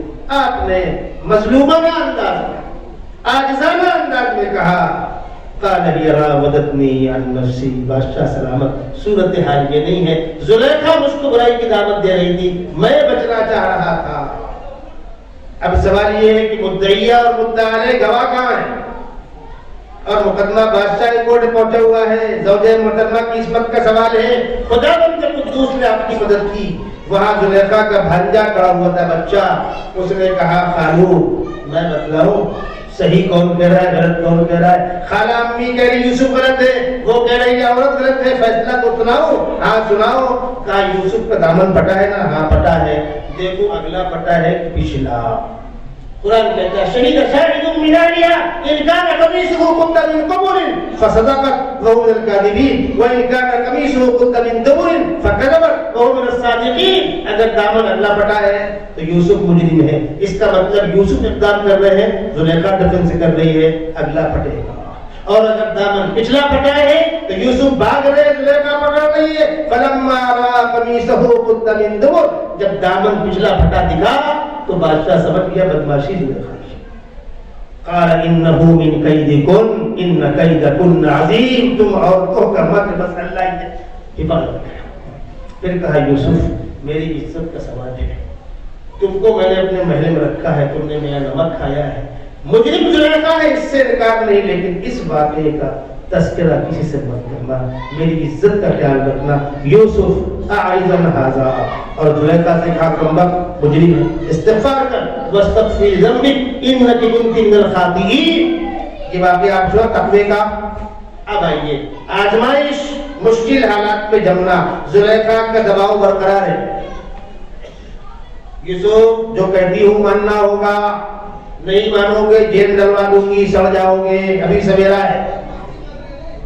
چیلنج کر رہی ہے لئن لم يفعل ما آمره ليسجنن وليكون من الصاغرين. جس کے جواب میں آپ فرما رہے ہیں رب السجن احب الی مما يدعوننی الیہ, پروردگار جیل جانا گوارا ہے, برائی میں مارنا گوارا نہیں ہے. ہم نے آپ نے زنا نہ کیا ہوگا, بہت سے لوگوں نے موقع ملا, کسی نے ہم کو تنہائی میں کسی حسین دعوت دی نہیں, ہم تو خالی پھیکم پھاک کر رہے نا. ہم نے ڈکیتی ڈالی نہیں, موقع ملا. کبھی کبھی ایسا ہوتا ہے کہ ٹیکسی میں کسی کا پر چھوٹ جاتا ہے, آٹو میں کسی کا بیگ چھوٹ جاتا ہے, سفر میں کسی کا بیگ چھوٹ جاتا ہے. اب اگر آپ اس کو نہ پلٹا کر دیں, بیگ کو خاموشی سے کھولیں, پیسہ نکال کے بیگ چھوڑ دیں, کون جانے گا. اب کوئی ایماندار ٹیکسی والا پوچھتے پوچھتے پہنچتا ہے وہاں تک, موبائل نمبر سے کنٹیکٹ کرتا ہے, ورنہ آسان طریقہ ہے موبائل آپ کر دو, سیٹ توڑ کے پھینک دو, ختم کہانی, کون جانے گا. تو جب بغاوت کے اسباب موجود ہوں, بےایمانی کے اسباب موجود ہو اور انسان ایمان پر قائم رہے تو اس کی قیمت بڑھ جاتی ہے. یوسف کیا فرما رہے ہیں, انہ من یتقی ویصبر, جس کی زندگی میں تقویٰ ہوگا اور صبر ہوگا, کوئی طاقت اس کے بڑھتے قدم روک نہیں سکتی. یہ واقعہ میں نے آپ کو اس پس منظر میں سنایا. اب لوٹ کر آئیے. اس وقت حضرت یوسف نے پوچھا بھائیوں سے ابا کیا حال ہے, تو کہا کہ تمہارے نگاہوں سے اوجھل ہو جانے کے بعد روتے روتے آنکھیں سفید ہو گئی تھی, اور بنیامین کے رک جانے کے بعد بستر پکڑ لیا ہے, سوکھ کر ہڈی اور چمڑا بچا ہے, بس تم کو یاد کرتے رہتے ہیں. تو فرمایا اذهبوا بقمیصی ھذا فالقوه على وجه ابی یاتی بصیرا واتونی باہلکم اجمعین. لو کرتا لے کر جاؤ, ابا کے چہرے پہ ڈالنا, بینائی لوٹ آئے گی, اور پورے خاندان کو لے کر مصر آ جاؤ. تو یہ خاندان کنعان سے منتقل ہوا مصر کب, یوسف سے زمانے میں. موسیٰ علیہ السلام فرمان جنگل میں مارے مارے پھر رہے ہو, اپنا آبائی وطن وہ ہے کنعان, وہاں چلو. اب کئی 100 سال گزر گئے تھے, وہاں دوسری قومیں آ کر آباد ہو گئی تھی. ان سے کہا گیا چلو, ارے موسیٰ وہاں تو اور لوگ بس گئے ہیں اور بڑے طاقتور ہیں, چنی اور چنا ہے, جنگ ونگ کی ہم سے بات مت کیا کرو. موسیٰ علیہ السلام نے پہلے ان کو اللہ کی نعمت یاد دلائی. وَإِذْ قَالَ مُوسَىٰ لِقَوْمِهِ يَا قَوْمِ اذْكُرُوا نِعْمَتَ اللَّهِ عَلَيْكُمْ إِذْ جَعَلَ فِيكُمْ أَنْبِيَاءَ وَجَعَلَكُمْ مُلُوكًا وَآتَاكُمْ مَا لَمْ يُؤْتِ أَحَدًا مِنَ الْعَالَمِينَ. اس کے بعد کہا ہے یا قوم ادخلوا الأرض المقدسة التي كتب الله لكم ولا ترتدوا على أدباركم فتنقلبوا خاسرين. چلو اپنا خاندانی علاقہ. قالوا یا موسیٰ ان فيها قوما جبارين وإنا لن ندخلها حتى يخرجوا منها فإن يخرجوا منها فإنا داخلون. جب تک وہاں پر ہم جائیں گے نہیں, پہلے ان کو نکالو, ہم بعد میں آئیں گے. موسیٰ علیہ السلام سمجھا رہے ہیں. ان گستاخوں نے یہاں تک کہہ دیا اذهب انت وربك فقاتلا انا هاهنا قاعدون. موسیٰ جنگ ہم سے ہوگی نہیں, تم جاؤ تمہارا خدا کا جنگ کر لو, ہم یہیں بیٹھے ہوئے. اس پر موسیٰ علیہ السلام نے تنگ آ کر کہا تھا رب انی لا املک الا نفسی واخی فافرق بیننا وبین القوم الفاسقین. اب میں ان کے ساتھ پروردگار نہیں رہنا چاہتا. تو پروردگار نے کہا موسیٰ چھوڑو ان کو, تم الگ ہو جاؤ.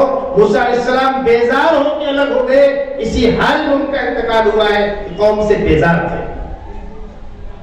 جس قوم نے اپنے پیغمبر زندگی مان کر نہیں دیا اور قدم قدم پر کتاب میں تحریف کرتے تھے، اس کتاب کے محفوظ رہنے کا کیا ضمان؟ سیدنا عیسیٰ علیہ السلام کو ان کی زندگی میں 10-11 لوگوں نے مانا تھا، عام مخالفت تھی، اور اس علاقے کے یہودیوں نے اپنی جانکاری میں ان کو پھانسی پر چڑھا دیا تھا۔ وہ تو خداوند قدوس نے آپ کو زندہ آسمان پہ اٹھا لیا۔ اس کا بھی ہلکا سا ایک تصور آپ کے سامنے پیش کر دوں، ہوا کیا تھا۔ عیسیٰ علیہ السلام کے خلاف مقدمہ چلایا گیا، نقض امن کا۔ انہوں نے خاندانوں جھگڑا لگا دیا ہے، خون خرابہ ہو جائے گا، امن غارت ہو جائے گا، خطرہ ہے، اس قسم کے کیس لگا کر آپ کے خلاف پھانسی کا فیصلہ کر دیا۔ مسلمانوں میں ہفتے کا محترم دن جمعہ ہے، یہودیوں میں ہفتے کا محترم دن سنیچر ہے، عیسائیوں میں ہفتے کا محترم دن اتوار ہے۔ اسی لیے جن جن کمپنیوں میں یہودیوں کا عمل دخل ہوگا، چھٹی 2 دن ہوگی، سنیچر اور اتوار۔ جن جن اسکولوں میں یہودیوں کا اوپر سے عمل دخل ہوگا، چھٹی 2 دن ہوگی، سنیچر اور اتوار۔ اس لیے کہ وہ اتوار کو کینسل کر سکتے نہیں، لیکن آپ کے ساتھ میں جوائن کر دیتے ہیں۔ یوم السبت ان کے ہاں قابل احترام تھے۔ عیسیٰ علیہ السلام کے خلاف فیصلہ ہو گیا پھانسی کا۔ جمعہ کا دن تھا، شام کا وقت تھا۔ پھانسی گھر جنگل میں ہوتا تھا، عدالت شہر میں ہوتی تھی۔ پہلے عیدگاہ باہر، شمشان گھاٹ باہر، پھانسی گھر باہر، قبرستان باہر۔ یہ تو آج سارے قبرستان گاؤں کے اندر آ گئے، آبادی بڑھ گئی۔ جب آبادیاں چھوٹی ہوتی تھی، عدالت شہر میں، پھانسی گھر باہر۔ اور جس کو پھانسی ہونا ہے وہ سلیب کی لکڑی، جو آپ دیکھا ہوگا عیسائیوں کیا ہوتی ہے، اسی پر لاد کر لے جاتے تھے۔ پھانسی کا فیصلہ ہو گیا، 1 میل چل کر پھانسی گھر جانا ہے۔ عیسیٰ علیہ السلام 33 سال کی عمر ہے، کنوارے ہیں، ہلکا بدن ہے، ان کے اوپر لکڑی لاد دی گئی، چل رہے ہیں آہستہ آہستہ۔ اب ان کو ڈر یہ ہے کہیں دن ڈوب گیا تو کل چھٹی کا دن ہے تو پھانسی پھر کل بھی نہیں ہو پائے گی، پھر پرسوں کیا ہوا ٹھکانا نہیں، تو ابھی فوراً چلو چلو چلو۔ جب پھانسی کی لکڑی پھانسی گھر پہنچے گی تو وہ پھانسی کی تیاری کریں گے۔ ایک شخص انتہائی نالائق، بدتمیز تھا، گستاخ تھا، اس نے کہا ایک کام کرتا ہوں، پھانسی کی لکڑی میں لے کر چلتا ہوں آگے آگے، تم عیسیٰ کو لے کر آؤ پیچھے پیچھے، ٹھیک ہے؟ بندہ لے کر آپ کو چل رہا ہے، یہ آگے آگے بڑھا۔ اس نے جا کر وہاں پھانسی گھر والوں کو لکڑی حوالے کی، انہوں نے پھندا تیار کیا، اس کو پکڑ کے ٹانگ دیا۔ دستور کیا تھا؟ جس کو پھانسی ہونا ہے لکڑی لے کر آئے گا، کیا آیا؟ اب گجلایا میں نے کہ تم پر پھر کہوں، انہوں نے ایک نہیں سنی، اس کو پھانسی پہ ٹانگ دیا۔ ادھر پریوار عیسیٰ علیہ السلام کو لے کر پہنچ گیا وہاں تک، لیکن تب تک پھانسی ہو گئی۔ اب خداوند قدوس نے عیسیٰ علیہ السلام زندہ آسمان کو اٹھا لیا، پھانسی ہو گئی، پھانسی ہو گئی۔ عیسیٰ علیہ السلام نگاہوں سے گم ہو گئے، کسی کے بارے میں گمان تک میں نہیں کہ پھانسی اپنے آپ کی ہو گئی۔ جب جشن منا کے فارغ ہوئے تو بولے وہ بھائیوا کہاں گوا، جب لکڑی لے کے آوا رہا ٹنگا تو ہے، تم نے ٹانگا کس کو؟ جو لکڑی لے کر آیا، ارے مجرم وہ نہیں تھا بھائی، پھر کون تھا؟ ہمیں کیا معلوم یار کہ وہ عیسیٰ کہاں گئے؟ اب اللہ نے ایسا کر دیا کہ اوپر چہرہ اس کا، نیچے حصہ عیسیٰ علیہ السلام کا۔ کبھی اپنا آدمی ہے عیسیٰ ڈالے نہیں، عیسیٰ ہے ہمارا آدمی کہاں گوا، ایک آدمی کم ہو گیا۔ یہ گفتی حل نہیں ہوئی، شرمندہ ہے۔ عیسائی کہہ رہے ہیں کہ ہاں ہمارے پیغمبر کو پھانسی پہ ٹانگ دیا گیا، امت گناہوں کفارہ بن کر ٹنگ گئے، یہودی کچھ ہم نے ٹانگ دیا، ٹانگا کس کو؟ یہ گتھی حل نہیں ہوئی تھی، یہ گتھی قرآن نے حل کیا۔ قرآن نے کہا وما قتلوه وما صلبوه ولكن شبه لهم، وہ عیسیٰ علیہ السلام کو نہ قتل کرنے میں کامیاب ہوئے نہ صلب دینے میں کامیاب ہوئے، گتھی الجھ کر رہ گئی، اپنے آدمی کو ٹانگ دیا، پھر ہوا کیا؟ وما قتلوه یقینا بل رفعه الله الیہ وکان اللہ عزیزا حکیما، اللہ نے ان کو زندہ آسمان کو اٹھا لیا، اور یہ اللہ کا اختیار پاور ہے۔ عیسیٰ علیہ السلام کے اس واقعے کے بعد آسمان پر اٹھا لیے گئے، ان کے عقیدے میں پھانسی دے دی گئی، جو ان کے حوالی تھے، متعلمین تھے، وہ سہم کر خاموش ہو گئے۔ عیسیٰ علیہ السلام کے آسمان پر جانے کے کئی 100 سال تک کوئی ان کی تعلیمات کا نام لینے والا نہیں تھا، کوئی کتاب پڑھنے والا نہیں تھا، کوئی کتاب پیش کرنے والا نہیں تھا۔ کئی 100 سال کے بعد لوگوں نے اندازے سے یہ تعلیم رہی ہوگی، یہ رہی ہوگی، یہ رہی ہوگی، اور جو ان کو مرتب کرنے والوں نے مرتب کیا ہے اس کو بائبل کہتے ہیں۔ عیسیٰ علیہ السلام پر کتاب اتری ہے، وہ کہاں ہے؟ کسی کے پاس نہیں۔ موسیٰ علیہ السلام پر کتاب اتری توریت، وہ کہاں ہے؟ کسی کے پاس نہیں ہے۔ حتیٰ کہ آج جو توریت اور بائبل پائی جا رہی ہے یہ ان کتابوں کا ترجمہ ہے، اصل نہیں ہے۔ اور قرآن مقدس، اب آئیے اصل کتاب پر، وہ آئے ہم سے بات کرنے۔ قرآن مقدس سیدنا محمد صلی اللہ علیہ وسلم پر جن الفاظ کے ساتھ، جس لب و لہجے کے ساتھ، جن آداب کے ساتھ اترا ہے، جس لب و لہجے میں فرشتے نے آپ کو پڑھ کے سنایا ہے، اسی لب و لہجے میں آپ نے اپنے صحابہ کو پڑھ کے سنایا ہے، اور اسی لب و لہجے میں صحابہ نے اپنے شاگردوں کو پڑھ کے سنایا ہے۔ اور الحمدللہ 1450 سال سے استاد سے شاگرد میں، استاد سے شاگرد میں یہ الفاظ نقل ہوتے آ رہے ہیں، اور پوری دنیا اس پر متفق ہے یہی ایک ایسی آسمانی کتاب ہے جو محفوظ ہے۔ کیوں اتری؟ انسانوں کی ہدایت کے لیے۔ کیوں اتری؟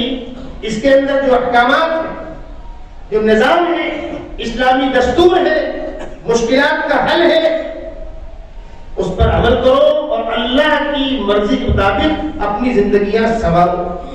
دیکھیے قرآن پاک کے تفسیر ترجمے کے تعلق سے کچھ غلط فہمیاں ہیں، وہ باتیں ہمارے سامنے بھی آتی ہیں۔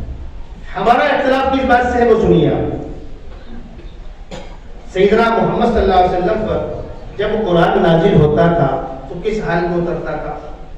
اس قرآن کا بوجھ ہے، کتنا بوجھ ہے؟ اگر وہ قرآن بجائے آپ کے سینے کو اتارنے کے پہاڑ پر رکھا گیا ہوتا، پہاڑ بیٹھ گیا ہو، لو انزلنا هذا القرآن على جبل لرأيته خاشعا متصدعا من خشية الله۔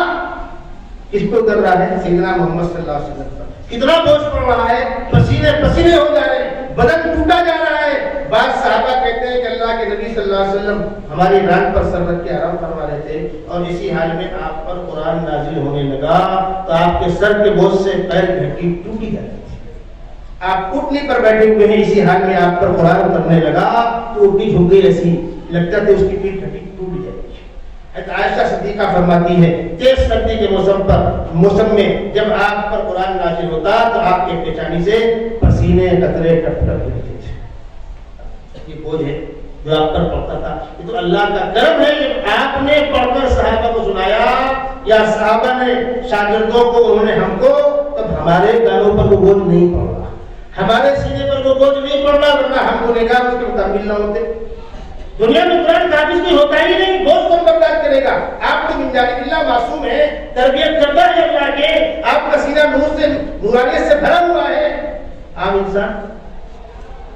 چلیے دوسری طرف خدا بندے قدوس نے فرمایا یا ایھا الرسول بلغ ما انزل الیک من ربک، اے ہمارے محبوب آپ پر جو قرآن نازل ہو رہا ہے آپ انسانوں تک من وعن پہنچا دیجئے، وَإِن لَمْ تَفْعَلْ مَا بَلَّغْتَ رِسَالَتَهُ، اور اگر آپ نے نہ پہنچایا تو ذمہ داری سے آپ سے بردوش نہیں کیا جائے گی۔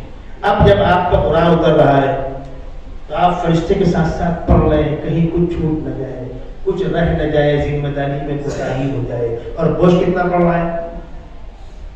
اس ایک آدمی بیچارہ درد کا شکار ہے، آپریشن ہوا ہے، کانپ رہا ہے، تڑپ رہا ہے، ابا پرانی پارٹی کا پیسہ کب آئی، کباڑ کی چابی کہاں ہے، پہلے میں کتنا پیسہ ہے، آپ کیا کہ پاگل ہو گئے؟ بعد میں بات کرنا، ابا کو آرام کرنے دیں۔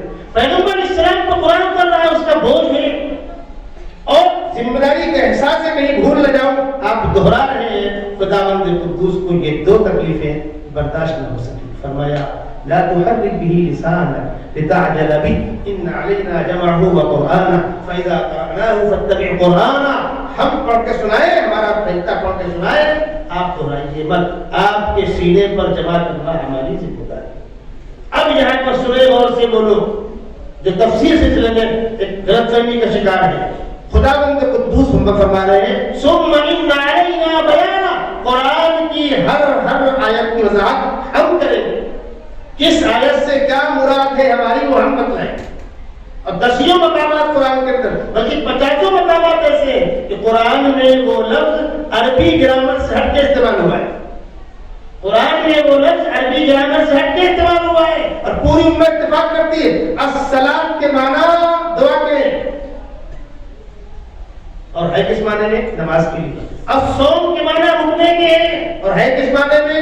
فلاں فلاں قید و شرطوں کے ساتھ کھانے اور پینے اور جماع سے رکنا. الحج کے معنی چکر لگانے کے ہیں. میں نے آپ کے پاٹکے میں 4 راؤنڈ لگائے، حج تو ہو گیا، ہو جائے گا حج. قرآن کی اپنی اصطلاح ہے. اب پوری امت متفق ہے کہ خدا قدوس نے پیغمبر کو جو بتلایا قرآن کی اس آیت کی وہ مراد ہوگی. اب اصول سن لیجیے. قرآن پاک کی تشریح انہی اصولوں پر کرنا ہوگا، اسی بنیاد پر چلنا ہوگا جس بنیاد پر سیدنا محمد صلی اللہ علیہ وسلم نے اپنے شاگردوں کو چلایا.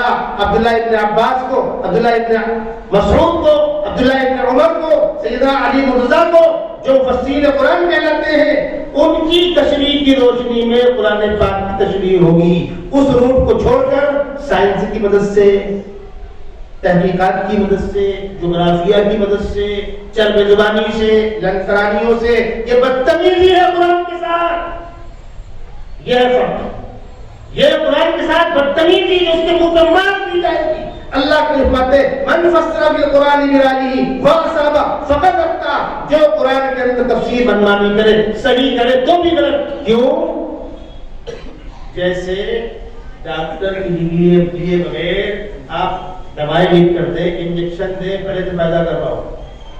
میرا باپ ڈاکٹر، میں کمپاؤنڈر، 20 سال باپ کے ہاتھ سے میں نے کام کیا، پتا ہے کس مریض کو کیا دوا لگتی ہے، انجیکشن کیسے لگتا ہے، گلوکوز کیسے لگتا ہے. سرکاری ڈگری کے بغیر ڈاکٹری کر سکتا ہوں میں؟ نہیں. کیوں؟ ڈگری کمپلسری ہے. قرآن پاک کی تشریح کی اسلامی اصول، اسلامی علوم ہے، انہی کی روشنی تشریح کی جائے گی تو قابل قبول ہوگی. اس کو چھوڑ کر صحیح کرو تو بھی غلط. جیسے سگنل بند ہے، آپ نے کراس کیا، اس نے روکا آپ کو، کیا ہوا سر؟ سگنل توڑا. سب ہوا کیا؟ گرمی کا موسم تھا، کوئی تو نہیں ہے، روڈ سنسان ہے، صبح 4 بجے ہے، روڈ سنسان ہے. کیا نقصان سرکار کا؟ کوئی نقصان نہیں، سگنل توڑا، فائنل. یہ جو قرآن پاک کی تشریح ان اصولوں کو چھوڑ کر کر رہے وہ سگنل توڑ رہے. یہ ہے اصولی اختلاف. ان اصولوں کی روشنی کو سامنے رکھتے ہوئے جو علماء ماہرین قرآن پاک کی تفسیر کے اہل ہیں وہ اپنی اپنی مسجدوں میں حلقے لگائیں. کوئی نہیں روکتا. ہمارے اکابر علماء دیوبند کی 50 سے زائد تفسیریں قرآن پاک کی. ہم منع کریں گے؟ ہم تو منع کریں گے. بھیونڈی کے اندر ہماری مسجد میں خود تفسیر ہوتی ہے. اب 2 راستے ہیں. اگر آپ اس کے اہل نہیں ہیں، آپ عالم نہیں ہیں، مہارت نہیں ہے، تو کسی معتبر مفسر کی تفسیر پڑھ کے سنا دو. اپنی اقولو مت لگاؤ. آپ قرآن پڑھ لیجیے، فلاں ترجمہ پڑھ لیجیے، منع نہیں. اکیلے پڑھ لیجیے، امام صاحب پڑھ کے سنا دے. میری زیر نگرانی کم سے کم 10 مقامات پر قرآن پاک کی تفسیر پڑھ کے سنائی جاتی ہے. اس میں اپنی رائے دینے کا حق اس کو ہوگا جو اس کا اہل ہوگا. نہیں ہو اہل تو اپنی رائے اس کو شامل مت کرو. یہ عمل مجھے سن کر بہت خوشی ہوئی کہ مولانا انوار صاحب اس مسجد میں اس وقت سے امام ہیں جب کچی تھی. الحمدللہ آج آپ کے سامنے اللہ تبارک و تعالیٰ ان کی اس کوشش کو اخلاص کے ساتھ اس قربانی کو قبول فرمائے. 16 سالوں میں تفسیر قرآن اس مرحلے میں پہنچی کہ تکمیل کی مجلس منعقد کی گئی. میں نے مشورہ کیا تھا حضرت سے، اپنے علماء سے. ایک شکل تو یہ ہوتی ہے کہ میں سورہ الناس پڑھ کے ترجمہ کر دیتا، کچھ بول دیتا. یہ جو میں نے آپ کے سامنے گفتگو کی یہ قرآن کے وہ علوم ہیں. میں تو ابھی اس پر 1% بھی نہیں بولا. علوم قرآنیہ پر 1% بات بھی نہیں ہوئی. اکثر باتیں میں نے آپ کے سامنے اصولی، یہ ہے وہ اصولی باتیں جن کا تعلق ہماری زندگیوں سے. خداوند قدوس نے ہم کو اور آپ کو عقل والی مخلوق بنایا، شعور والی مخلوق بنایا، اپنی معرفت کا سلیقہ عطا فرمایا، دنیا کے اوپر حکمرانی کا سلیقہ عطا فرمایا، دنیا کو ہمارے لیے مسخر کر دیا اور یہ بتلا دیا سنو حضرت جو ماں کے پیٹ سے پیدا ہوا اس کو قبر میں جانا ہے. موت کا وقت آئے گا، کوئی بچ کر بھاگنے میں کامیاب نہیں ہونے والا. اینما تکونوا یدرککم الموت ولو کنتم فی بروج مشیدہ. قل ان الموت الذی تفرون منہ فانہ ملاقیکم. موت کا وقت اٹل ہے، اس وقت سے آنے پہلے تیاری کرو. یہ ہماری دکان، مکان، کھیت، کلیان، پیسہ، عہدہ، ڈگری، یہ کب تک ہے؟ جب تک روح جسم کا رشتہ الگ نہیں ہو رہا. جیسے روح جسم الگ الگ ہو گئے سب کاٹ پڑا رہ جائے گا جب رات چلے گا بچہ. پھر اگلا کیا کام آنے والا ہے؟ قبر میں کیا کام آنے والا ہے؟ میدان محشر میں کیا کام آنے والا ہے؟ ہمارے عمل، ہماری نیکیاں، قرآن سے ہمارا رشتہ، اور قرآن سے رشتہ جتنا مضبوط ہوگا قبر میں یہ قرآن ویسا ہی ہمارا شفاعی بنے گا، میدان محشر کے اندھیرے میں روشنی بنے گا، نورہم یسعی بین ایدیہم وایمانہم۔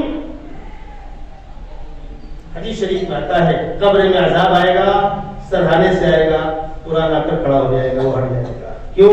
یہ اللہ کا کلام ہے، یہ قرآن اللہ کا کلام ہے، اس کو خداوند قدوس سے نسبت حاصل ہے، اور دنیا میں ایسی کوئی کتاب نہیں ہے کہ تمام کتابوں کی بادشاہ ہے، جس کو دیکھو تو ثواب، پڑھو تو ثواب، سنو تو ثواب، پڑھنے والوں کو محبت کی نگاہ دیکھو تو ثواب، پڑھنے والے بچوں کے اداروں کی خدمت کرو تو ثواب، ان بچوں کی کفالت کرو تو ثواب۔ نقصان کا اثر، حتیٰ کہ بعض لوگ ایسے ان کو قرآن پڑھنا نہیں آتا، اس کے باوجود قرآن سے محبت ہے، قرآن نے ان کو بھی نواز دیا۔ مولانا مستقیم احسن آدمی صاحب آپ کے سامنے حیات ہے، وہ میرا ان کے ساتھ کئی مرتبہ سفر ہوا، ایک مرتبہ ہم لوگ دھلیا آئے تھے ساتھ میں، تو مولانا راستے میں واقعہ سنا، انہوں نے کہا ہم لوگ بمبئی سے ناسک سے پہلے اندر راستہ گجرات جاتا ہے، اس روٹ پر کہیں جا رہے تھے، بس بگڑ گئی، کوئی بڑا کام نکل آیا، کمپنی کو فون کیا، اس نے کہا روکیے ہم دوسری گاڑی بھیجتے ہیں، ایک آدھ 2 گھنٹے کا ٹائم تھا، بارات تھی، چادریں تھی، نیچے بچھا کر بیٹھ گئے، سب مسلمان تھے اس کے، سامنے سے کچھ لوگ چلے آ رہے، ایک پلنگ پہ جنازہ لے کر، وہ لوگ آئے، بھیا ایسا ہے، یہ تمہاری برادری کا آدمی ہمارے گاؤں میں رہتا تھا، سیدھا سادہ نیک آدمی تھا، اس کا انتقال ہو گیا، اب ہم سب کچھ دیں گے، کپڑا دیں گے، لکڑی دیں گے، مزدوری دیں گے، ہم کو پتا نہیں کہ آخری انجام کیسے کرنا، انتم سنسکار کیسے کرنا، تو آپ لوگ دیکھیں ٹوپی والے، ہم نے کہا ہو چلتے، تو آپ ایسا کرو، بتا دو قبر کیسے کھودتے، ہم قبر کھودتے، ہم کفن لا دیں گے، وہیں قبر کھودی گئی، ملایا جلایا گیا، کفن پہنایا گیا، قبر کے اندر اس کو رکھا گیا، تو جو شخص قبر میں اترا اس کی نگاہ پڑی، کوئی لکڑی جیسی ہے، نرم چھال جیسی، پیڑ کی جڑ جیسی، اس کو پکڑے کھینچا، بالکل نرم، اور وہ باہر آئی، پیچھے سے گلاب کی پنکھڑیاں جھر جھر جھر جھر جھر جھر پوری قبر میں بھر گئی۔ لوگ فکر ہوئی یہ احساس دنیا کے اندر، ان لوگوں نے پوچھا اس کی کون سی خصوصیت تھی، ان سب دیکھ رہے اس کو، رحمت بھی دیکھ رہے، ساتھ میں آئے تھے، ان لوگوں نے کہا بھیا ہم کو تو معلوم نہیں، اس کا ایک رشتہ دار بچہ اس کو بلاتے ہیں، گئے اس کو لے کر آئے، یہ کون سی خصوصیت تھی؟ اس نے کہا یہ خصوصیت تو کچھ بھی نہیں تھی، چاچا میرے پڑھے لکھے تھے نہیں، نیک تھے، جھگڑا کسی سے کرتے نہیں تھے، جانور چلاتے تھے، ایک کام وہ کرتے تھے، وہ قرآن پاک کھول کر بیٹھتے تھے اور ایک ایک پنہ پڑھتے تھے اور کہتے تھے بخدا میرے رب نے بالکل صحیح فرمایا، بخدا میرے رب نے بالکل صحیح فرمایا، اے میرے خدا تو نے یہ بھی صحیح فرمایا، یہ بھی صحیح فرمایا، یہ بھی، یہ کہہ کر وہ پڑھنے پلٹتے تھے اور قرآن مکمل کرتے تھے۔ ان کو قرآن پڑھنا نہیں آتا تھا، اس قرآن کی محبت کا صدقہ۔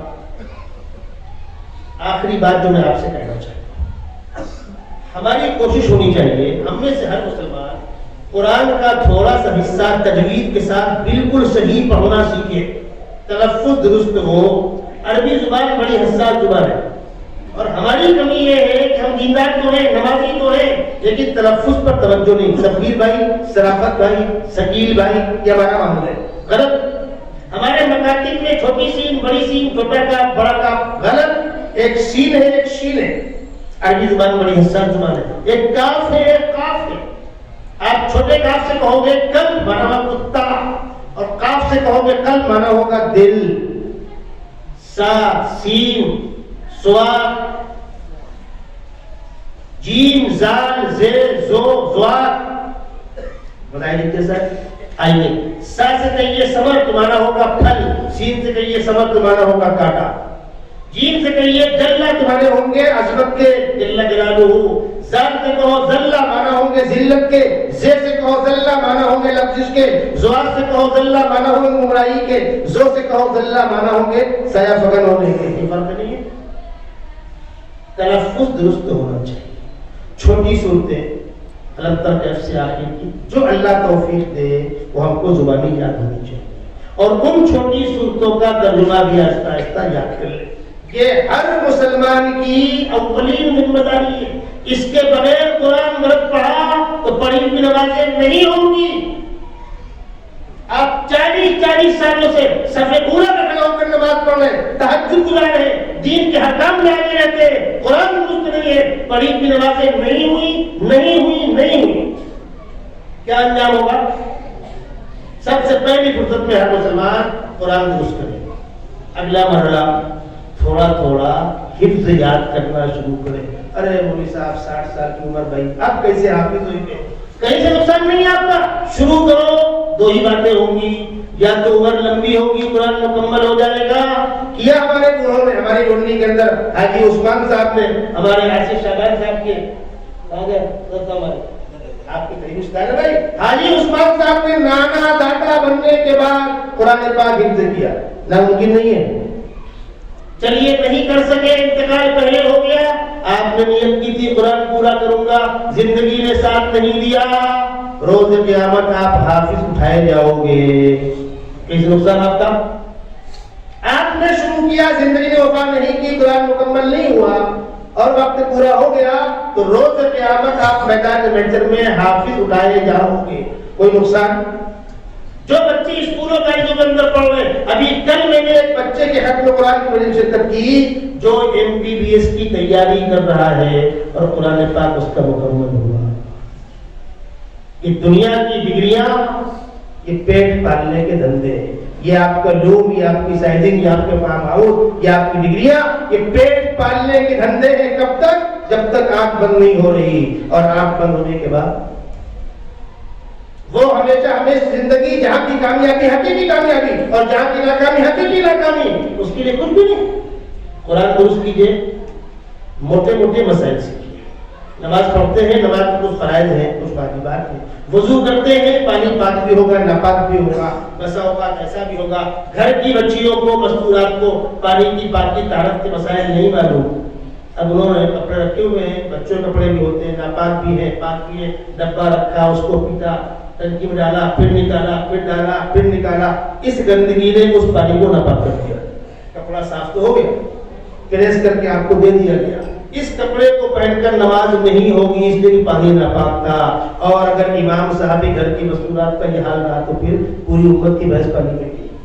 اپنے گھر کی بچیوں کو موٹے موٹے مسائل سکھائیے, بنیادی عقائد کی واقفیت پیدا کرائیے. خدا کی خدائی, رسول کی رسالت, جنت جہنم, آخرت, قرب قیامت کا دور ہے, امام مہدی کا ظہور ہوگا, عیسیٰ علیہ السلام کا نزول ہوگا, آخری جنگیں ہوں گی, وغیرہ وغیرہ جو ہونا ہے, یہ عقائد کا حصہ ہے. موٹے موٹے عقائد ہمارے بچوں کو آنا چاہیے. الحمدللہ اب جو مکاتب کے اندر نظام چلایا جا رہا ہے قابل اطمینان ہے. ہر شہر کے اندر ایسے مکاتب چل پڑے ہیں جس کے اندر دین کی بنیادی معلومات, قرآن پاک کی تصحیح, موٹے موٹے مسائل, اسلامیات کی جانکاری. ہمارے بچے اسکولوں میں پڑھیں, شوق سے پڑھیں, پڑھائیے ان کو. اسکولوں سے نکالنا مسئلے کا حل نہیں ہے, پڑھائیے. ہر ڈپارٹ کے اندر ہماری نمائندگی ہونی چاہیے. لیکن یہ بھی یاد رکھیے کہ مرنا بھی ہے, اپنے اپنے قبروں میں تنہا سونا بھی ہے. تم شوق سے کالج میں پھلو, پارک میں پھولو, جائز میں کو باروں پھولو, چرچ میں جھولو, بس ایک سکندر ناچیز کی رہے گا, اللہ کو اور اپنی حقیقت کو نہ بھولو. یہ ہے قرآن کا پیغام. میں مبارکباد دوں گا مولانا انور مظاہری صاحب متصل علی, آپ کو اللہ تبارک و تعالیٰ نے اپنی کتاب کی خدمت کے لیے قبول فرمایا. آپ نے کوشش کی, اللہ آپ کی کوششوں کو کامیابی سے ہمکنار کرے. مسجد کی جن مصلیوں نے آپ کی تفسیر میں شرکت کی, اللہ ان کو بھرپور فیض حاصل کرنے کی توفیق عطا فرمائے. جن نوجوانوں نے اس مجلس کا اہتمام کیا, میں نے آنے کے بعد دیکھا نوجوانوں کے اندر بڑا شوق ہے, بڑا بلبلہ ہے ماشاءاللہ. اللہ ان نوجوانوں کی نوجوانی کو قبول فرمائے. اور میں نے مولانا سے کہا کہ مولانا دوبارہ شروع کیجیے گا, اور میری تمنا ہے زندگی وفا کرے, آپ بھی رہے اور میں بھی رہوں, تو دوسرے والے بھی آپ کچھ بھی یاد کر لیجیے گا, میں انشاءاللہ بھی رہوں گا. حضرت نے فرمایا آپ اپنی طرف سے سورہ فاتحہ کی چند آیتیں پڑھ کر اگلے قرآن کے درس قرآن کا افتتاح کر دیجیے. میں وہ کام کر دیتا ہوں. اتنی لمبی گفتگو ہوئی, 2-5 منٹ اور سن لیجیے. دیکھیے سورہ فاتحہ جو ہے, اگر غور سے اس کو پڑھا جائے تو اس کے اندر پورے قرآن کا خلاصہ ہے. اب تو اس کا موقع ہے نہیں, لیکن اس کے اندر الحمدللہ رب العالمین الرحمن الرحیم مالک یوم الدین ایاک نعبد و ایاک نستعین، یہاں تک پڑھ کر میں تشریح کر دیتا ہوں۔ بندے کی ذمہ داری ہے کہ خداوند قدوس سے ہم کلام ہونا چاہتا ہے تو پہلے خدا کی حمد کرے، اس کی عظمت، اس کی کبریائی، ہم چھوٹے ہیں، اور اس کے بعد پھر اپنی درخواست رکھے۔ تو شروع کی آیتوں میں اللہ کی حمد ہے، تمام تعریفیں اللہ کے لیے جو سارے عالموں کا رب ہے، رحمان ہے، رحیم ہے، روزدہ کا مالک ہے، مالک یوم الدین۔ یہاں پر بعض شاگرد پوچھتے ہیں تعلیم حضرت، اللہ آخرت دن کا مالک ہے تو آج کا مالک کون ہے؟ آج کا مالک بھی اللہ ہی ہے، وحدت مالک نہیں ہے، آج کا مالک بھی اللہ ہے۔ فرق اس دنیا میں رہتے ہوئے آپ کو یہ پاور دیا گیا ہے کہ آپ کہہ دو مورا کارخانہ ہے تو اللہ کا، لیکن آپ کہہ دو یہاں سے وہاں تک مورا، وہاں سے وہاں تک تورا، تاکہ لوگ چلے، ورنہ کھیت دانا کون ڈالے گا، مزدوری کون کرے گا، مکان کون بنائے گا؟ اس دنیا میں رہتے ہوئے یہ کہنے کی اجازت دے دی گئی ہے، اس میدان میں اس کی اجازت بھی نہیں ہوگی۔ جب انسانوں کو موت آ جائے گی، سارے انسان دو سور بھوکی جائے گی، وَنُفِخَ فِي الصُّورِ پہلا سور ہے، فَصَعِقَ مَن فِي السَّمَاوَاتِ وَمَن فِي الْأَرْضِ إِلَّا مَن شَاءَ اللَّهُ، دوسرا پھونک ثُمَّ نُفِخَ فِيهِ أُخْرَىٰ فَإِذَا هُمْ قِيَامٌ يَنظُرُونَ، پہلے سور میں سب سو جائے گے، پروردگار کہیں گے لِمَنِ الْمُلْكُ الْيَوْمَ، آج بادشاہت کس کی؟ اب بتاؤ کہاں سے کہاں تک کس کا؟ کوئی بولنے والا نہیں، سب سناٹا ہوگا۔ خداوند قدوس خود فرمائیں گے للہ الواحد القہار، للہ الواحد القہار، صرف اور صرف خدا کی بادشاہت ہے جو اکیلا ہے، تمام چیزوں پر غالب ہے۔ تو میدان محشر میں، آخرت میں کسی کو جرأت نہیں ہوگی کہے میرا، دنیا کے اندر تو آپ کو کہنے کی اجازت ہے۔ اس لیے اس آیت میں کہا گیا مالک یوم الدین، پھر اپنی بات کہی گئی پروردگار ہم آپ کے بندے ہیں، ایاک نعبد و ایاک نستعین، صرف آپ کی عبادت کرتے ہیں، آپ سے مدد چاہتے ہیں، فریاد کرتے ہیں، پروردگار اپنی توفیق سے ہم کو راہ راست کی رہبری عطا فرما۔ کروڑوں انسان بھٹکے مارے پھر رہے ہیں، تو نے ہم کو ویسا نہیں بنایا، اپنی معرفت کا سلیقہ دیا اور اپنی معرفت کا سلیقہ عطا فرما۔ اہدنا الصراط المستقیم صراط الذین انعمت علیہم، جن نیک بندوں پر آپ کا انعام ہوا۔ دوسرے مقام پر کہا گیا اولئک الذین انعم اللہ علیہم من النبیین والصدیقین والشہداء والصالحین، اور جس طبقے پر آپ کا غضب ہوا یا جو گمراہ ہو گئے ان سے ہم کو دور رکھنا۔ یہ دعا ہم کو دی گئی بطور نعمت کے، ہر نماز میں آپ کو اسے پڑھنا ہے۔ اور یہ قرآن کی شروع کی آیتیں ہیں۔ اللہ تبارک و تعالیٰ اس دوبارہ چند آیتوں کی تلاوت سے توسط سے وسیلے سے نیک فالی کے طور پر پورے قرآن کی تکمیل کے اسباب عطا فرما دے۔ اللہ تبارک و تعالیٰ اس مجلس کو اپنے دربار میں قبولیت سے نوازے۔ مولانا انور صاحب، ان کے خانوادے کو جیسا اس سے پہلے کہا گیا کہ آپ کی اس کوشش اور محنت کے طفیل آپ کے والدین، آپ کے اساتذہ جو دنیا چلے گئے، اللہ ان کی مغفرت فرمائے، جو باقاعدہ حیات ہے ان کو عافیت، عزت، سہولت، اطمینان کی روزی نصیب فرمائے۔ وآخر دعوانا الحمدللہ رب العالمین۔ ہاں جی، اچھی بات ہے بھائی۔